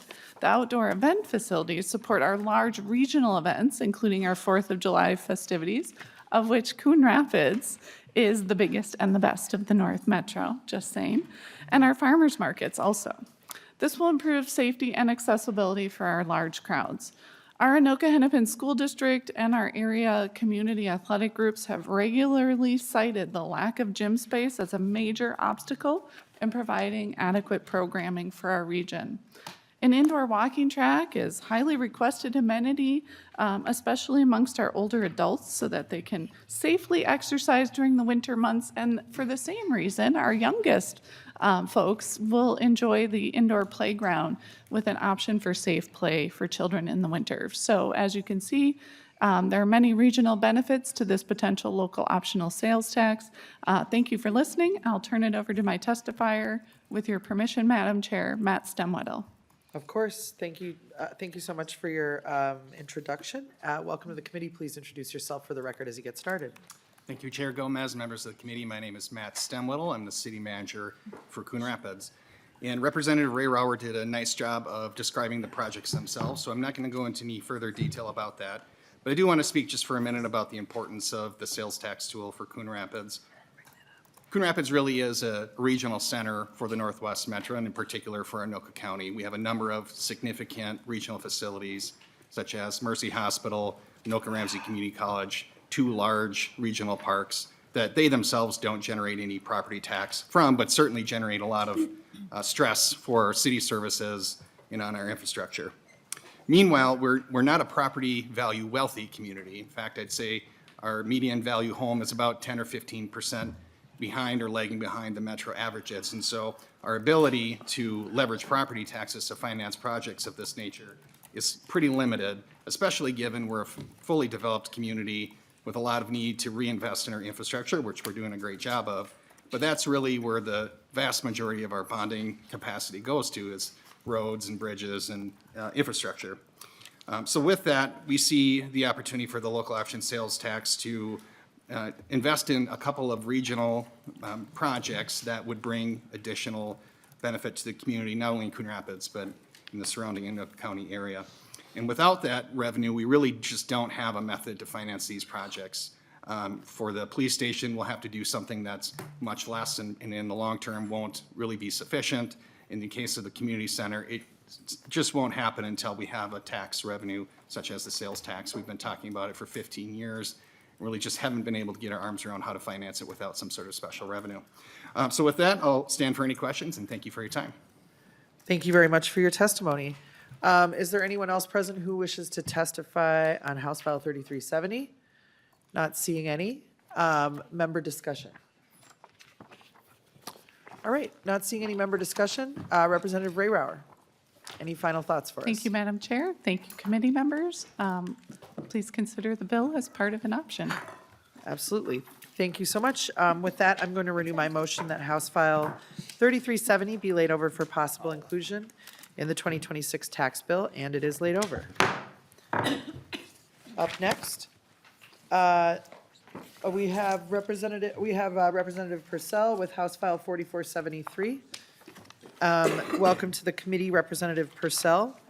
I'm going to move that House File 4473 be laid over for possible inclusion in the 2026 tax bill. Representative Pursell, to your bill. Thank you, Madam Chair, for having us today. I am joined by Northfield City Administrator Ben Martig, who will explain our bill. Excellent. Welcome to the committee. Please introduce yourself as you get started. Thank you, Chair Gomez, member of the committee, Ben Martig, City Administrator of Northfield.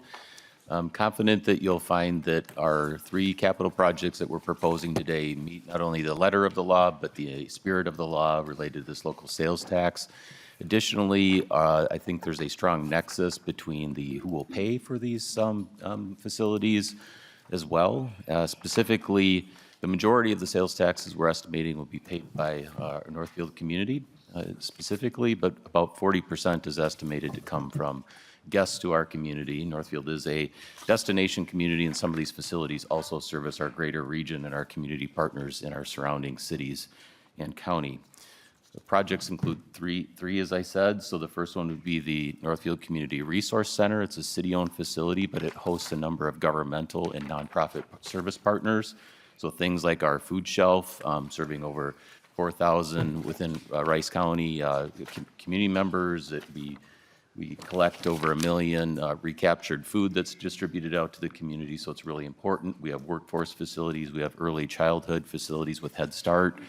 We offer college courses at the facility, where things like Riverland Community College, where we have a police training facility as part of that people can do remotely. A senior center facility in this. I could go on, but it's really a hub beyond Northfield's border that we really service the community with that important project, and it's really about asset preservation on an aging facility to do HVAC updates and rehabilitation to the asset itself. The second one would be the Northfield Public Library. We've been recently identified as the one of the best small libraries in the country, and it's in our historic district that's federally designated, and we've have some site challenges. AD accessibility would be improvement, and accessibility improved. We've faced with storm events and changing weather patterns on the hillside. We've had erosion. So we'd be stabilizing that and doing some interior asset preservation with that project as well. The last one relates to our riverfront parks. We're fortunate to have ownership of the vast majority of our riverfront in Northfield with the Cannon River, and we're doing accessibility improvements with that one as well. Our business community really would like to have more public restrooms available, so that's certainly one. We have some inaccessible restrooms down by our Veterans Memorial as well, so those are a couple of things. And then we have some bridge projects that the state's looking at doing that we have some pedestrian trails connecting with that. So those are examples of some of those, and I'd turn it back to the chair for any questions. Great. Thank you very much for your testimony. We appreciate when projects are within the bounds of statute and demonstrate nexus. Just one concern on that front is the acquisition and betterment of interconnected city riverfront parks. Statute allows one individual park project for a local option sales tax. My recommendation after some litigation on this in St. Paul would be to list the park that you intend to improve when you bring your referendum to voters, but that's just unsolicited advice, I suppose. Thank you. Good advice, according to the chair. Yes, please. Thank you, Chair Gomez. One detail is we are in the process of seeking district designation as the Cannon River Park District is kind of an overlay of the overall park system because they all interconnect with each other. So we're looking at district park designation. In fact, we're in conversations to explore a partnership with Dundas, who is immediately adjacent, to connect with their riverfront with that as well. So point taken, and that was an issue we looked at and are sensitive to that too. Thank you. I'm not sure that the district designation helps with the statutory requirement for a single park project, but there's time to fix this should we need to. Is there any further member discussion? Seeing none, Representative Pursell, any final remarks for us? Thank you, Madam Chair. This is the first time that Northfield has ever come before the committee to ask for a local option sales tax. So I appreciate you hearing our bill today. Thank you. Thank you very much, Representative Pursell. With that, I'll renew my motion that House File 4473 be laid over for possible inclusion in the 2026 tax bill, and it is laid over. All right, the next item on the agenda is House File 3473, Representative Hill. Welcome to the committee. Thank you for your patience, and thank you to your testifiers for their patience today. I'm going to move that House File 3473 be laid over for possible inclusion in the 2026 tax bill. Representative Hill, please describe your bill. Thank you, Chair Gomez and Chair Davids, members of the committee. Thanks for the opportunity to be here today to present this bill to authorize the City of Oak Park Heights to seek voter approval to impose a local sales tax of 0.5%. Oak Park Heights is a thriving community that is home to many of the students I serve and families that I serve at Stewart Area High School, and it is an essentially landlocked community that serves as the host to Minnesota's highest security correctional facility and the Allen S. King coal generation stack that will be closing in the next few years. Thus, Oak Park Heights will be facing a great challenge with their local tax revenue as the King facility generates over 30% of their local tax base. Madam Chair and members, our community has been dealing with PFAS contamination. We are proud to be an East Metro community, but with that comes the challenge of facing PFAS in our water sources. And Oak Park Heights is working diligently to address it, but it's an expensive and complex challenge to overcome. It's not a problem of the city's making, however, we must deal with this to make sure our communities have clean, safe drinking water. With me today is Mayor Chuck Doherty, and he's going to testify to the bill. Also here is Jacob Reif, who's available to answer any technical questions as our city administrator. With that, I would turn it over to Mayor Doherty. Welcome to the committee, Mayor Doherty. Please introduce yourself as you get started. Thank you. Thank you, Chair Gomez and Chair Davis and members of the committee. My name is Chuck Doherty. I'm mayor of Oak Park Heights, and thank you for the opportunity to testify in support of this bill. I'd also like to thank Representative Hill for authoring this bill and his ongoing support of our community. Oak Park Heights is a small city of less than 5,000 residents located on the St. Croix River. Our residents, businesses, and visitors rely on the city's infrastructure, especially our water systems. After decades of use, our water infrastructure is aging in need of investment. Further, PFAS have been detected in our water system. Our community has been working diligently to address this contamination. Providing clean, reliable drinking water is one of the most fundamental responsibilities of our city.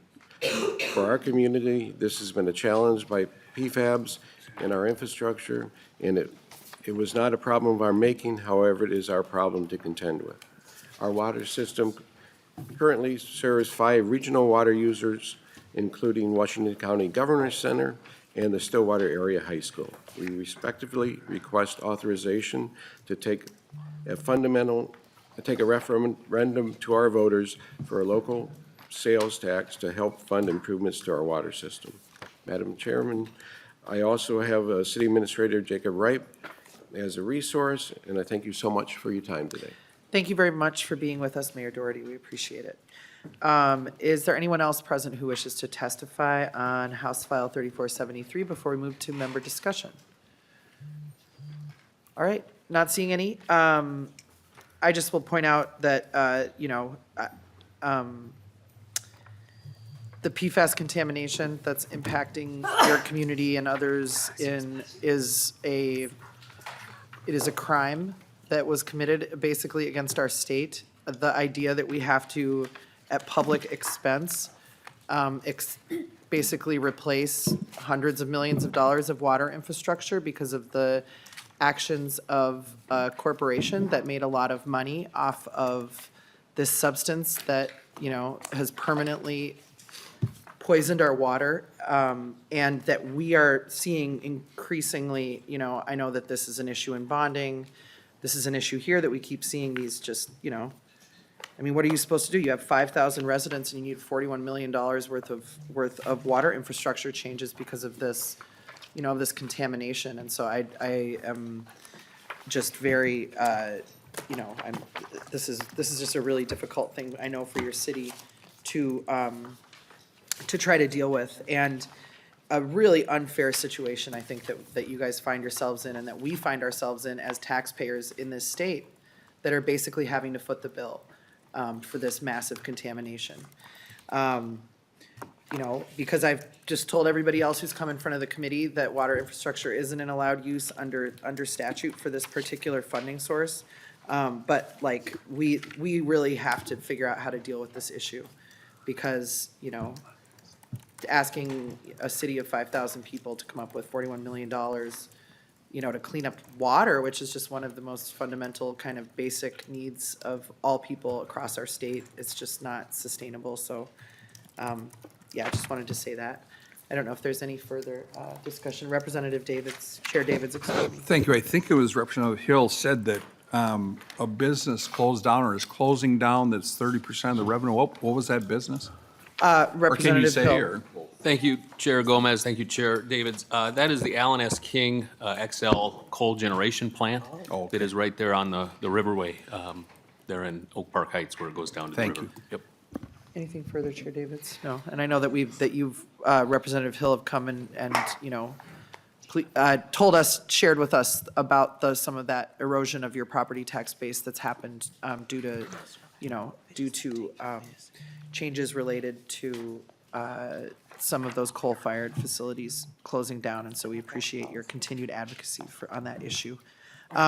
Representative Hill, Chair Swedzinski. Thank you, Chair Gomez. And just to follow up to that question, what kind of number is that? So when you say 30%, just for the committee's knowledge, for the King plant, what kind of number is on that?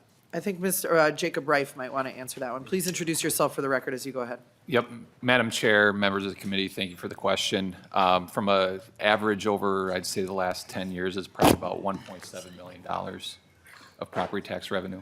1.7? Chair Swedzinski? Yeah, thank you, Chair. Yeah. 1.7 million is what that pays. That would be 30%. On average. Mr. Rafe. Yeah, from a tax profits or property tax standpoint, yes. Thank you. Chair Swedzinski? And then how large is that space within the city? Mr. Reif? Madam Chair, committee, I want to say it's slightly over 100 acres. Okay. Yep.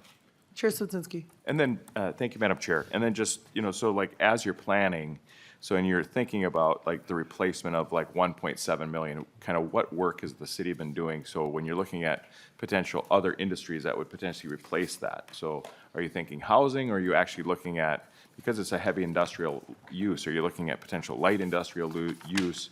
We're having a lot of conversation around data centers, like from a replacement space that could spend that kind of money from a property stance. Are you looking at, trying to recruit a business that could potentially replace that revenue that would at that rate?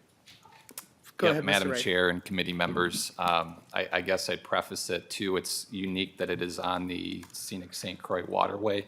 The city did undertake a planning process in 2020 where we did had a stakeholder committee that was put together and had several meetings, developed some potential scenarios for how that could be developed. But essentially, it really just depends on what the property owner, Excel in this case, wants to do with the property. The closure is planned for the end of '28. There will be remediation, restoration after that, and so it's going to take some time. So we're getting there, but the city has done planning efforts here, what that future of the property could look like. Great, thank you. Is there any further discussion? Seeing none, Representative Hill, any final thoughts for us? Well, thank you, Chair Gomez and committee. It's a pleasure to drive to work every day in Oak Park Heights, where their population of 5,000 swells to almost 8,000 with our 3,000 souls in our school community at Stillwater Area High School. It is a city that serves as a regional service to the communities surrounding it, and we thank you for your time here today. Thank you very much. So I'm going to renew my motion that House File 3473 be laid over for possible inclusion in the 2026 tax bill, and the bill's laid over. Thank you so much for being here, to the representative and the testifiers. Up next, Chair Wolgamott is presenting House File 4873. As Chair Wolgamott gets settled, I will move that House File 4873 be laid over for possible inclusion in the 2026 tax bill. Welcome to the committee, Chair Wolgamott. Please proceed with your explanation of your bill. Chair Gomez, Chair Davids, and esteemed members of the Tax Committee, thank you so much for the opportunity to present House File 4873, which is a request to authorize the City of St. Cloud to implement a quarter-cent sales tax for 3 years, and if approved by voters, issue up to $7 million in bonds to fund the construction of an outdoor water park at the St. Cloud YMCA. This regional outdoor park will create multi-generational spaces to enrich relationships and foster community, will provide leadership development for youth and young adults through jobs and volunteerism. It will strengthen regional economic activity and life while enhancing collaboration with local city leadership and community partners. And it is set to serve an average of 1,000 users per day with a focus on providing a safe space for teens.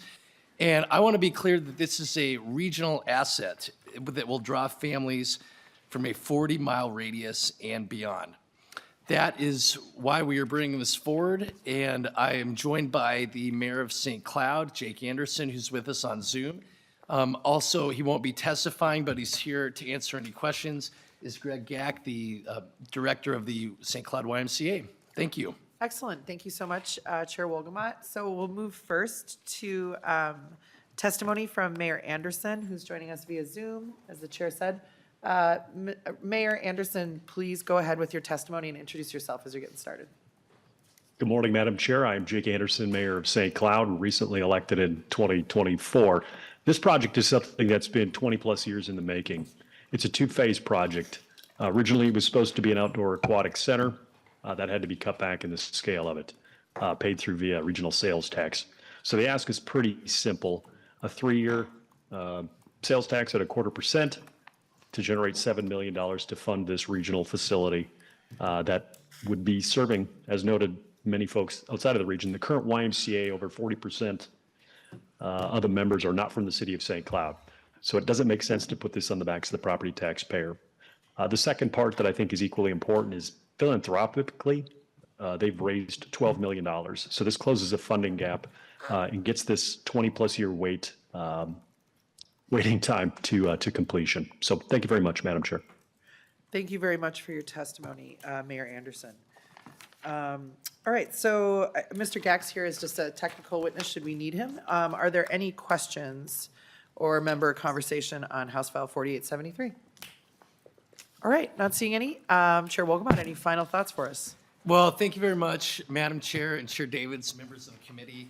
I urge your strong consideration of including House File 4873 in the tax bill. Thank you. Thank you so much. With that, I'm going to renew my motion that House File 4873 be laid over for possible inclusion in the 2026 tax bill, and the bill is laid over. Thank you very much to you and your testifiers for being here today. Thank you, Madam Chair. All right, up next is House File 3950. Chair Fischer, welcome to the committee. As he gets settled, I will move that House File 3950 be laid over for possible inclusion in the 2026 tax bill. Chair Fischer, welcome to the committee. Please describe your bill.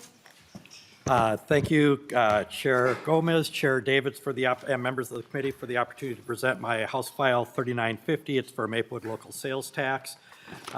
This would be something that would authorize the city of Maplewood to seek voter approval to impose the local sales tax. The city is seeking for this ability to fund several projects that would serve the region. There's the Maplewood Community Center, Afton Heights Park, and the East Metro Public Safety Training Facility. These projects are regional, particularly the Public Safety Facility. That is a facility where it's multiple communities from across the area that are using it, and in conjunction coordinating not only with the fire, but police and also embedded social workers. This is something that is happening more and more, is where you have a response. You have multiple communities, because we're smaller communities, they back up each other, so it's the opportunity where they can train together, not only in fire and police, but all together, including embedded social workers. It's a great opportunity there. Maplewood is a very diverse community that would benefit greatly from this thoughtful investment. With that, I'd like to turn the bill presentation over to City Manager Mike Sable. Welcome. Thank you for being with us. Please introduce yourself as you get started. Thank you, Madam Chair. Chair Davids, my name is Mike Sable. I'm the City Manager for the City of Maplewood. Members, I also want to thank Representative Fischer for authoring this bill and supporting the City of Maplewood for so many years. We respectfully ask your consideration to allow a ballot question for a local sales tax. As Representative Fischer said, we really seek to fund 3 regional projects of regional significance. The first being the East Metro Public Safety Training Facility. It currently serves 25 agencies, which represent more than 600,000 Minnesotans. And we would seek to expand that service and include the opportunity to play with police, fire, EMS, and social workers in a real-life setting. The second component is the Maplewood Community Center. It's currently 32 years old. Maplewood borders 9 communities, and more than 60% of the participants and people who use that facility come from outside the city of Maplewood. And as Representative Fischer, we're also one of the most quickly changing and rapidly diversifying communities in the East Metro. And then finally, Afton Heights Park is a regional park. It will serve as a trailhead for the Battle Creek St. Croix Regional Trail. It also is the home to the growing rugby community, and so it's the home for the rugby community. And so the City Council sends its respectful consideration for this. It's something that is thoughtfully trying to balance the City of Maplewood and its needs of the community, and so we appreciate your consideration and support. Great, thank you so much for your testimony. Is there anyone else present who wishes to testify on House File 3950? Not seeing anyone. Mr. Bernstein, are you approaching to testify on? I'm so sorry, Chair. This was a poorly timed. Okay, so, all right, well, hey, anybody's welcome, but, all right. I was like, all right, we'll see what the interaction is there. Representative Hewitt. Thank you, Madam Chair, and I was hoping Bernstein would come up, because then I could talk to him about this, but We'll grill him on the I'm going to miss the this vagaries of opportunity, yeah. Maplewood. So I just want to say that I think it's time for Maplewood. 30 years ago, I got my start in EMS. 35 years ago, I got my start in EMS at Maplewood Fire, and at that time, we had to go way up to White Bear Lake to use their training facility, which actually is now outdated, so this would be a great asset to the region. I'm truly in support of this. It's good to see Maplewood still growing, and they were really one of the forefathers of EMS in the metro area, so thank you for bringing this. Thank you, Representative Hewitt. Representative Elkins. Yes, thank you. Quick question, Madam Chair. So you testified that you, for at least one of these facilities, you knew what percentage of the travel was from outside of the city. Can you explain how you know that? Madam Chair, Representative Elkins, we have a partnership with the YMCA. We are the owner of the facility. They are the operator, and so we use their traffic data and their member data, and they were able to provide that for us. Representative Elkins. Yeah, so just, it's not the answer I expected, but it was a good one. But just an observation that, we're seeing a lot of proposals for upgrades to existing facilities.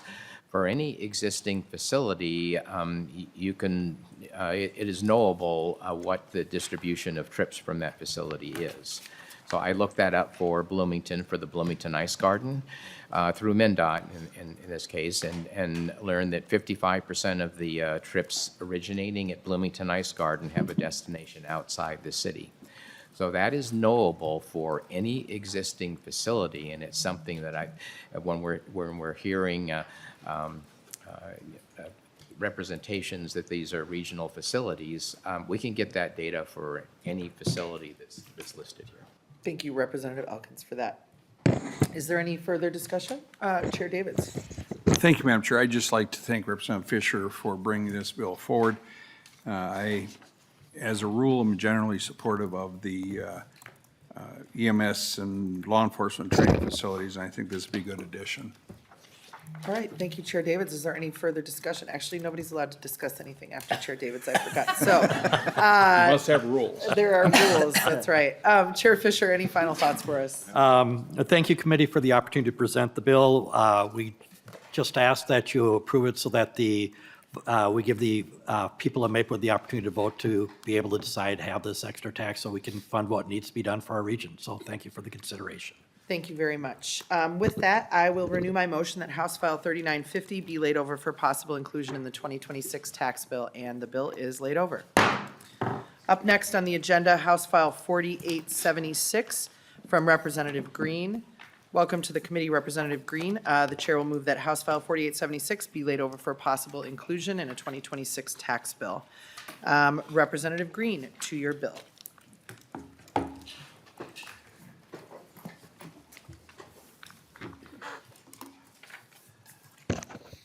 Thank you so much, Chair Gomez and members of the committee, for having us here.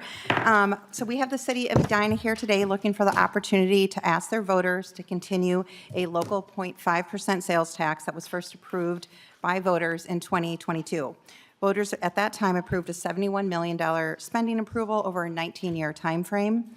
And before I pass it over to Edina City Council member Kate Agnew here, and also our Edina Director of Park and Rec, Perry Vetter, to answer questions, I just wanted to acknowledge that in the bill, if this were to move forward, I have intention to amend and remove the Braemar Golf Course Clubhouse design, lines 2.7 and 2.9. So I apologize that that amendment wasn't ready, but I wanted to acknowledge that so that we can focus on the 5 projects listed. There was a shocked gasp from the committee. We'll get to that during member discussion. We're very curious to see what the gasp was about, hopefully. All right, welcome to the committee. Please proceed with your testimony. Introduce yourself as you get started. Thank you, Chair. I am Kate Agnew, Edina City Council member, and thank you to Representatives Greene and Joachim for authoring this. Today we are seeking additional spending authority for our existing sales tax revenue, which is coming in at a rate that will produce a minimum of $150 million during the 19-year span. So our highest priority for that today is to support the existing projects due to inflationary increases. So that would be the Fred Richards Park as well as the Braemar Arena. I want to note for the Braemar Arena, we have over 150 communities that frequent that arena, 100 of which are in Minnesota, but we also have 12 states, Alaska, California, Texas, as well as communities in Canada that utilize that facility. We also have additional projects that we would like to present to our voters, most notably our Aquatic Center facility. There we have daily use fees that are representing 70% of non-residents. And then we also have our Art Center. That's a new construction that is co-located with the Hennepin County Library. And that Southdale location is one of the most used within the region. So I also have Perry Vetter here with me today from the city, who is available for questions. And thank you again for the opportunity to be here today. Thank you very much. So there's a bit of a history in the last few years for this. So can you just walk us through this? Because this was first authorized in 2021. We modified it in 2023, and now we already have you guys back before us to modify it a second time in just a few years. So can you just walk us through that? What's going on with that? Thank you, Chair. So yes, we initially presented these two projects. Those have proceeded. And really the difference is for those existing projects, the inflationary increases that we're seeing. So that's the primary reason that we're here. And over the life now of the couple of years that we have evidence of this local option sales tax, we see that the revenues are higher. And given that that exists, we want to give the option to our voters to support these additional projects. How much higher are the revenues than you had anticipated when you first came in front of this body just 4 years ago? Or 5 years ago? Thank you, Chair. I don't recall the exact number we anticipated initially, but it was for that 71 million. Okay. And the projected now is about 150 million in revenue. Yeah, I think that sounds about right, because the 2021, it was about 80 or 75 million or so. So it's collecting twice as much money a year as you had anticipated. Yes, Then. that is correct, Chair. Okay. Good problem to have, I would say. Okay. All right, Representative Elkins. Thank you. Where do I begin? So I think, actually, I think, here we go. I think you posed a number of the questions that I would have asked, but, you know, I think since we're about at the end here, just some general observations, because I think the last, actually 3 days of this have been, you know, really informative for all of us, certainly for me. And we've learned that every city is a regional hub. The general patterns is that we're seeing that if we have an existing established city with a regional shopping center, we tend to use them for things like buying nice things using other people's money. So in Bloomington, 75% of the revenue that from our local sales tax is other people's money, and we're using it to upgrade our ice arena and build our first community center and upgrade one of our parks. And the same thing here. I would struggle to imagine what, with the exception possibly of the ice arena, what the regional nexus is to any of these other local parks. Whereas on the other hand, with if growing cities, you know, and just I would compare and contrast, say, Edina and Richfield right next door. They both have them. In the case of Edina, it has an anticipated per capita, tax capacity of like $3,757 per capita per year, whereas the Richfield number right next door is only 1,506. So yesterday we talked about the Brainerd and Baxter situation, same sort of a thing. So go to Crow Wing County here real quick. Baxter has a property tax capacity per person of $2,267. Brainerd, right next door, also with the local option sales tax, it's only $942. So the inequities, as we compare and contrast among these, become obvious when you look at enough of these. We're also seeing that growing cities with open land, like Baxter or Hermantown as examples, we see that they will actually change their land use strategies to actively court big box retail as a development strategy and grow their tax bases with other people's money. And you'll see, I mean, we didn't talk about this one, but Duluth, which is kind of in between, still has some developable land along their suburban urban edge. Gave Costco a $2 million tax abatement to build a Costco just inside the border with Hermantown, with council members openly remarking about how this would draw in sales tax revenue from throughout the region. So just generally, you know, I have less of a problem with these when they're large central cities that have less opportunity to manipulate their land uses. Counties, I have much less problems with them. I thought the Douglas County ones that we heard were, you know, entirely appropriate. Those were really good examples. And I'm getting really troubled just the extent that we saw so many small towns come to us just grasping at straws, basically, just to fund a fire station or a police station, when they really shouldn't have to be resorting to those. And I think a lot of this just goes back to 2003, when the state budget was balanced by slashing local government aid to cities, counties, and school districts. There's a reason why in all of the presentations you get from your school boards that 2003 is always used as the baseline year, because that was the year their LGA was slashed, aid to local schools was slashed. And since then, we've seen that the correlation between reductions in local government aid and increases in property taxes has been crystal clear. One other one, I think there's lots of hockey arenas, and I have some sympathy with that, because a lot of these older hockey rinks, if you're still haven't converted to a modern refrigeration system, the costs are huge. I think we maybe need to reinvigorate the Mighty Ducks program, because I do think that there's big environmental considerations there, and the state ought to be contributing to some of those replacements as well. But yeah, so I'm really glad we've had these couple of days talking about this. I'm hoping somebody's keeping track of all of the ways that the various proposals either comply or don't comply with existing state law. But I think when we open the floodgates to this with Edina and Maple Grove in 21, 22, that was a horrible precedent, and now we're facing the consequences in this committee today. Thank you, Representative Elkins. Somebody is keeping track, it turns out, of whether these comply with state statute. So I just want to say that Representative Greene, we're coming at the end of, this is, I think, our third day, or I don't know. They're all running together, honestly. So I think some of those comments were about this proposal, and some of them were much more general, and so, you know, we don't. Yeah, as with Representative Elkins.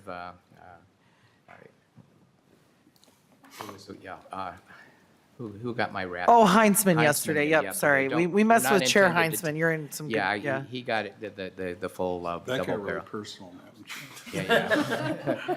Well, and I got with all due respect. With so all, you know, I before redistricting, I represented both the Edina and Bloomington.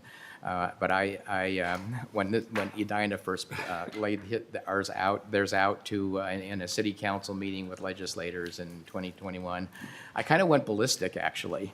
And to this day, I have never signed on as an author on a local option sales tax deal, including the one for Bloomington. In fact, in 2022, after Edina got theirs, the city wanted one, but Bloomington was represented by me, Andrew Carlson, and Mike Howard, and none of us would author the bill. I think I authored it, Madam Chair. Yeah, I think Chair Davids is always there. How it got through the following year. All right, so I'm going to go to Representative Greene before we move to further member discussion. Representative Greene. Thank you so much, Chair. Yeah, I was trying to find out where the question was with Representative Elkins, with all due might not have respect, been in there in those comments. But, you know, I appreciate that. I mean, my job as a representative is to come here and to ask for what our city needs. And there are a lot of regional needs, and we do cross over. We are a hub in the Southwest Metro, and, you know, I'm not going to shy away from that. I'm proud of that. I think we provide a lot of other tax benefits to the state in other areas, and so I'm just going to leave it at that. Thank you, Representative Greene. First up, Representative Johnson. Thank you, Madam Chair. Mine is more of a statement as far as a small business owner who has a service-based business that goes to people's homes. My head is spinning as far as what this is doing to our small businesses that are service-based. We are now no end in sight of the end of cities coming to us and saying, we want our 0.5%, and, you know, and I don't have a problem with that, but just think about how many cities now we have in the 7-county collar community. So we're talking not only state level, county level, transit level, housing level, and all that stuff. And when you're sitting there trying to do your taxes online on the state thing, you're gonna what? We're gonna have, I don't know how many cities, we're gonna have about 50 different lines to fill out now and try to keep track of, did we go across the street and slip into the next city and all that stuff. So I'm just thinking about small business owners, and are we getting to the point that maybe, I was thinking in my head, do we have to, maybe a bill that says the service-based business, their home operation, the service base is the one that they collect tax on, because this is getting to be extremely tough for the bookkeeping. And as much as we put paperwork upon paperwork, every year there's a new mandate, new law going to the small businesses, adding on another 10 cities with sales taxes. This is getting to be very, very tough for the small business owners that we remember. A lot of them are going out and working during the day and then trying to do the paperwork at night. So it's just, as we're thinking about this, we have to figure how much burden we're putting on these businesses. Thank you, Madam Chair. Thank you, Representative Johnson. You bring up an important point that's been a topic of discussion over the years, that we've seen the acceleration of these proposals in front of us.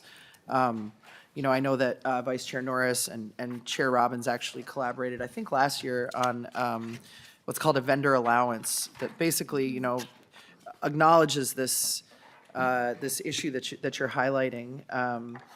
I think of the person with the jumpy house, you know, they might bring their jumpy house to any city, right? And it's not 10 where we would be adding. We've heard about 40 of these. So that's adding to an existing several dozen. So you could have literally a different tax rate in every one of these several dozen jurisdictions. It constitutes a really major burden, especially on the small business owners who are service-based, as you said. And my recollection is that the revenue note on providing a full amount of vendor allowance to small businesses that actually pays for the administrative burden of it, I mean, it was millions of dollars. It might have been tens of millions of dollars, I believe. Tens of millions of dollars. So, you know, there are just a lot of considerations as we're looking at these proposals. So I thank you for bringing that up. Up next, Representative Hewitt. Thank you, Madam Chair, and I'll keep it to the bill here. Well, that would be a novel idea. Representative Greene might appreciate that, but maybe not. Who knows? I know she does. And so I really want to draw attention to the public safety facility. I really like that that's the highest number you have here.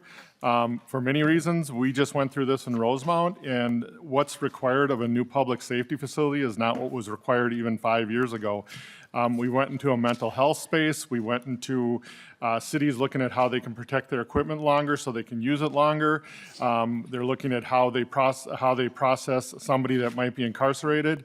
All those things are going on in the local cities to do. And as we saw yesterday, Edina is not exempt from an emergency situation. And so I think that I really like to see this, but I'm also agreeing with Representative Elkins here that I really get frustrated by cities having to come back to us constantly and ask for a build out here, because all we hear about is how unsafe things are. People are worried about safety.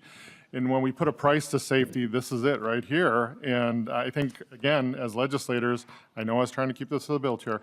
As legislators, we have to look at this in how we fund these places as a state option, either through bonding or whatever. And I know, again, that Chair Davis and I have had this discussion, but I wish we can go somewhere on it. But if this is the result and they need it now, I guess there's no other line for us. Thank you. Thank you, Representative Hewitt. Chair Joachim. Thank you, Madam Chair, and thank you, Representative Greene, for bringing this bill forward for Edina. Representative Hewitt, as always, stole my thunder about the public safety facilities. And for folks that don't know, Edina also is, all their firefighters are also EMTs, EMS, because they run their own ambulance service as well for the region. They also do public health with Bloomington. They do a lot of collaboration. The city's also been focusing a lot on, as Chair Davis had said, lost helps reduce property taxes. And Edina has been doing that work on that, especially in their assessment piece. They're in a years-long process of taking over more of those assessment for their street and road construction off their property tax owners. And that is a big job to do when you make that switch, and I want to thank you for that, and thank you for being willing to take one of the projects away. I guess I'm just full of comments today more than questions, but I have one question buried in there in a minute, but I had to disagree a bit with Representative Elkins, so I don't like doing that.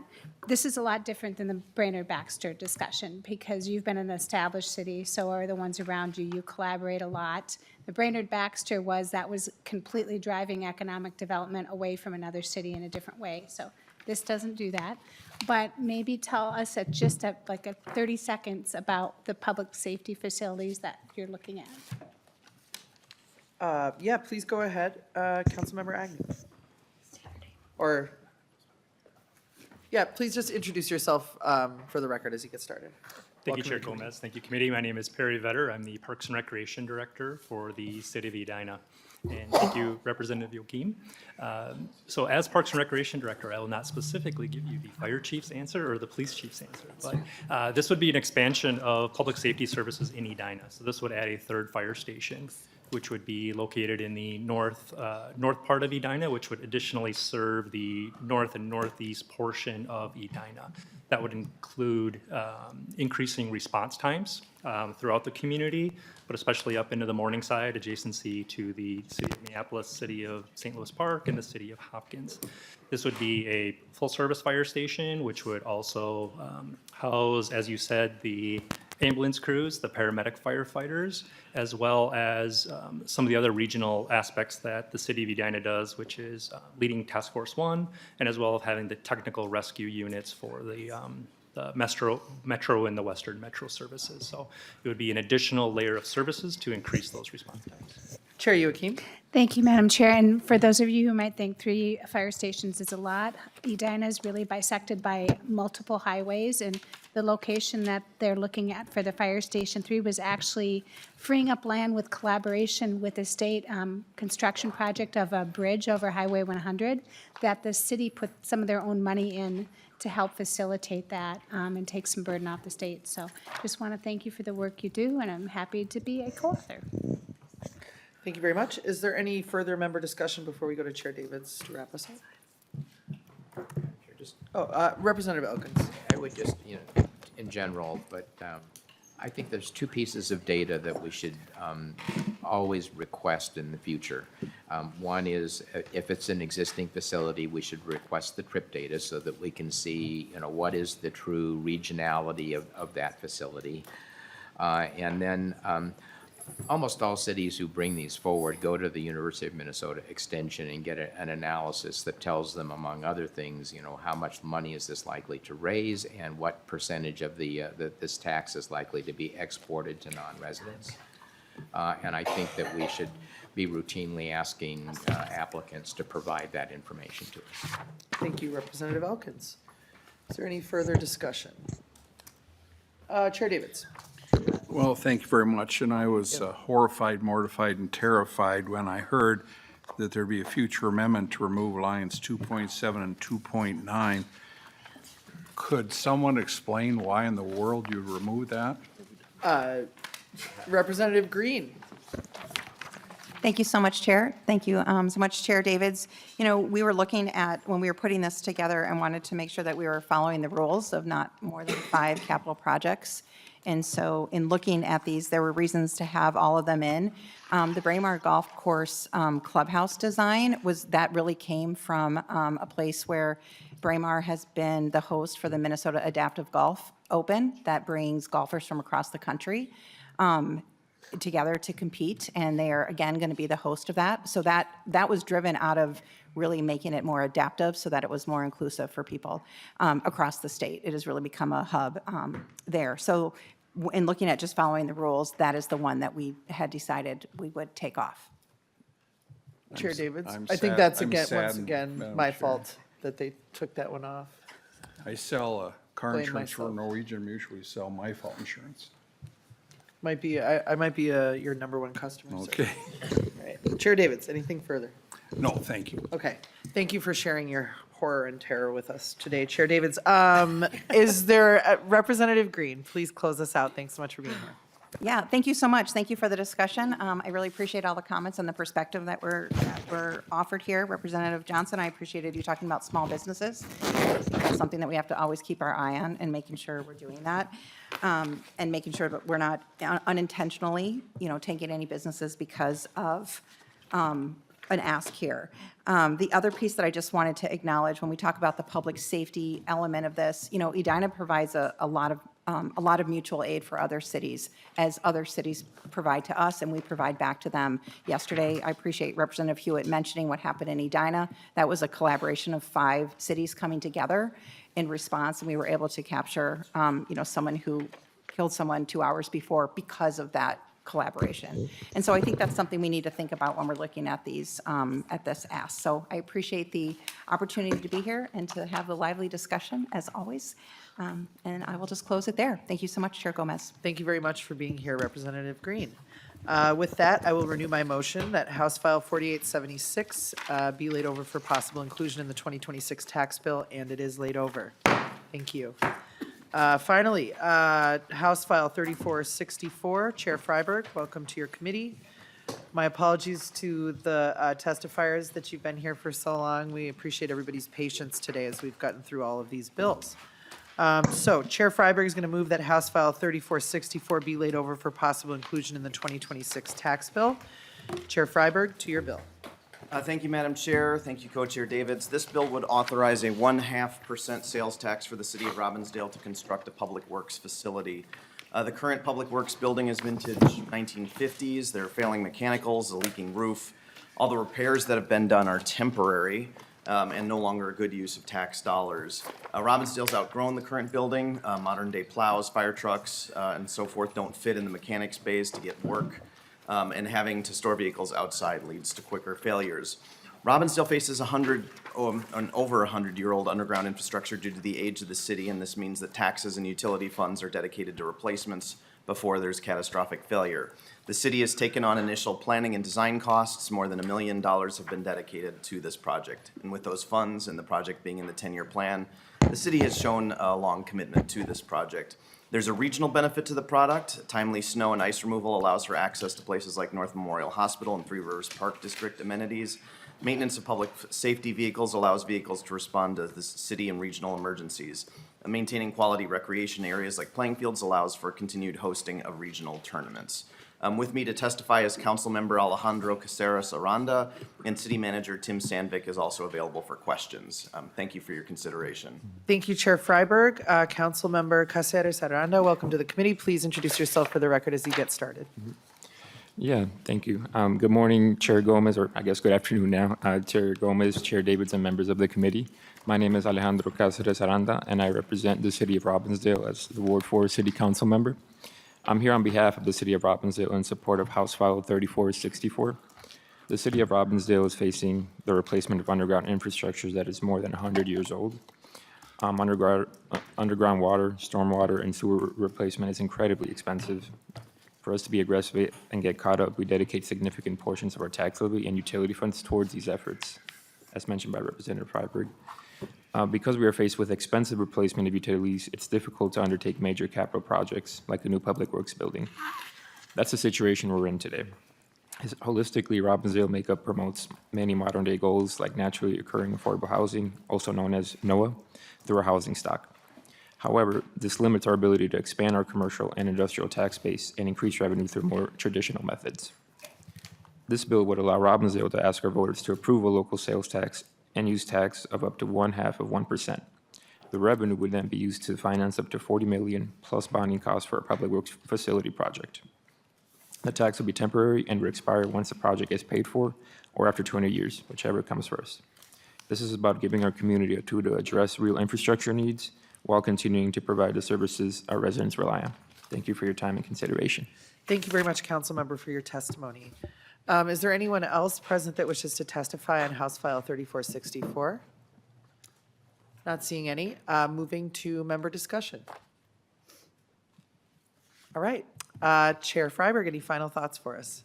This is an important project, and I appreciate the committee's consideration. Absolutely. Thank you so much. And with that, Chair Freiberg renews his motion that House File 3464 be laid over for possible inclusion in the 2026 tax bill, and the bill is laid over. Representative Anderson? Thank you. Madam Chair, I just want to let the committee know that the 100% tax and fraud bill that most members have signed on passed the Senate today, this morning, and it's sitting on the general register with the PTE bill. So. Thank you, Representative Anderson. We probably don't want to talk about tax bills that originate in the Senate here today, maybe another time. Chair Davids. Well, they don't really mean much, do they? Maybe they're worth the paper they're printed on. Maybe someday. At least we recycle the paper. With that being said, members, please look at your emails for an email from Mr. Moyer with the agenda for Tuesday. We have a full agenda, I think, all week next week, so we'll want to work hard on those issues. And I'd like to take just a second to thank Alexandra Hagler. Oh, Alex. With all his LOST bills. Yes, thank you, Ms. Hagler. I mean, Madam Chair, she calls into the cities to make sure I know. it's the way they want it to be. So that's impressive. And all of House research is so good. Yes. But on this one, thank you, Alexandra. Thank you very much for saying that, Mr. Chair. We do have the most incredible staff, and some weeks on them are more challenging than others, so this is Ms. Hagler's week. All right, so there being no further business in front of this committee, we will see you on Tuesday, April 29th. Keep your eye on your email, and we are adjourned.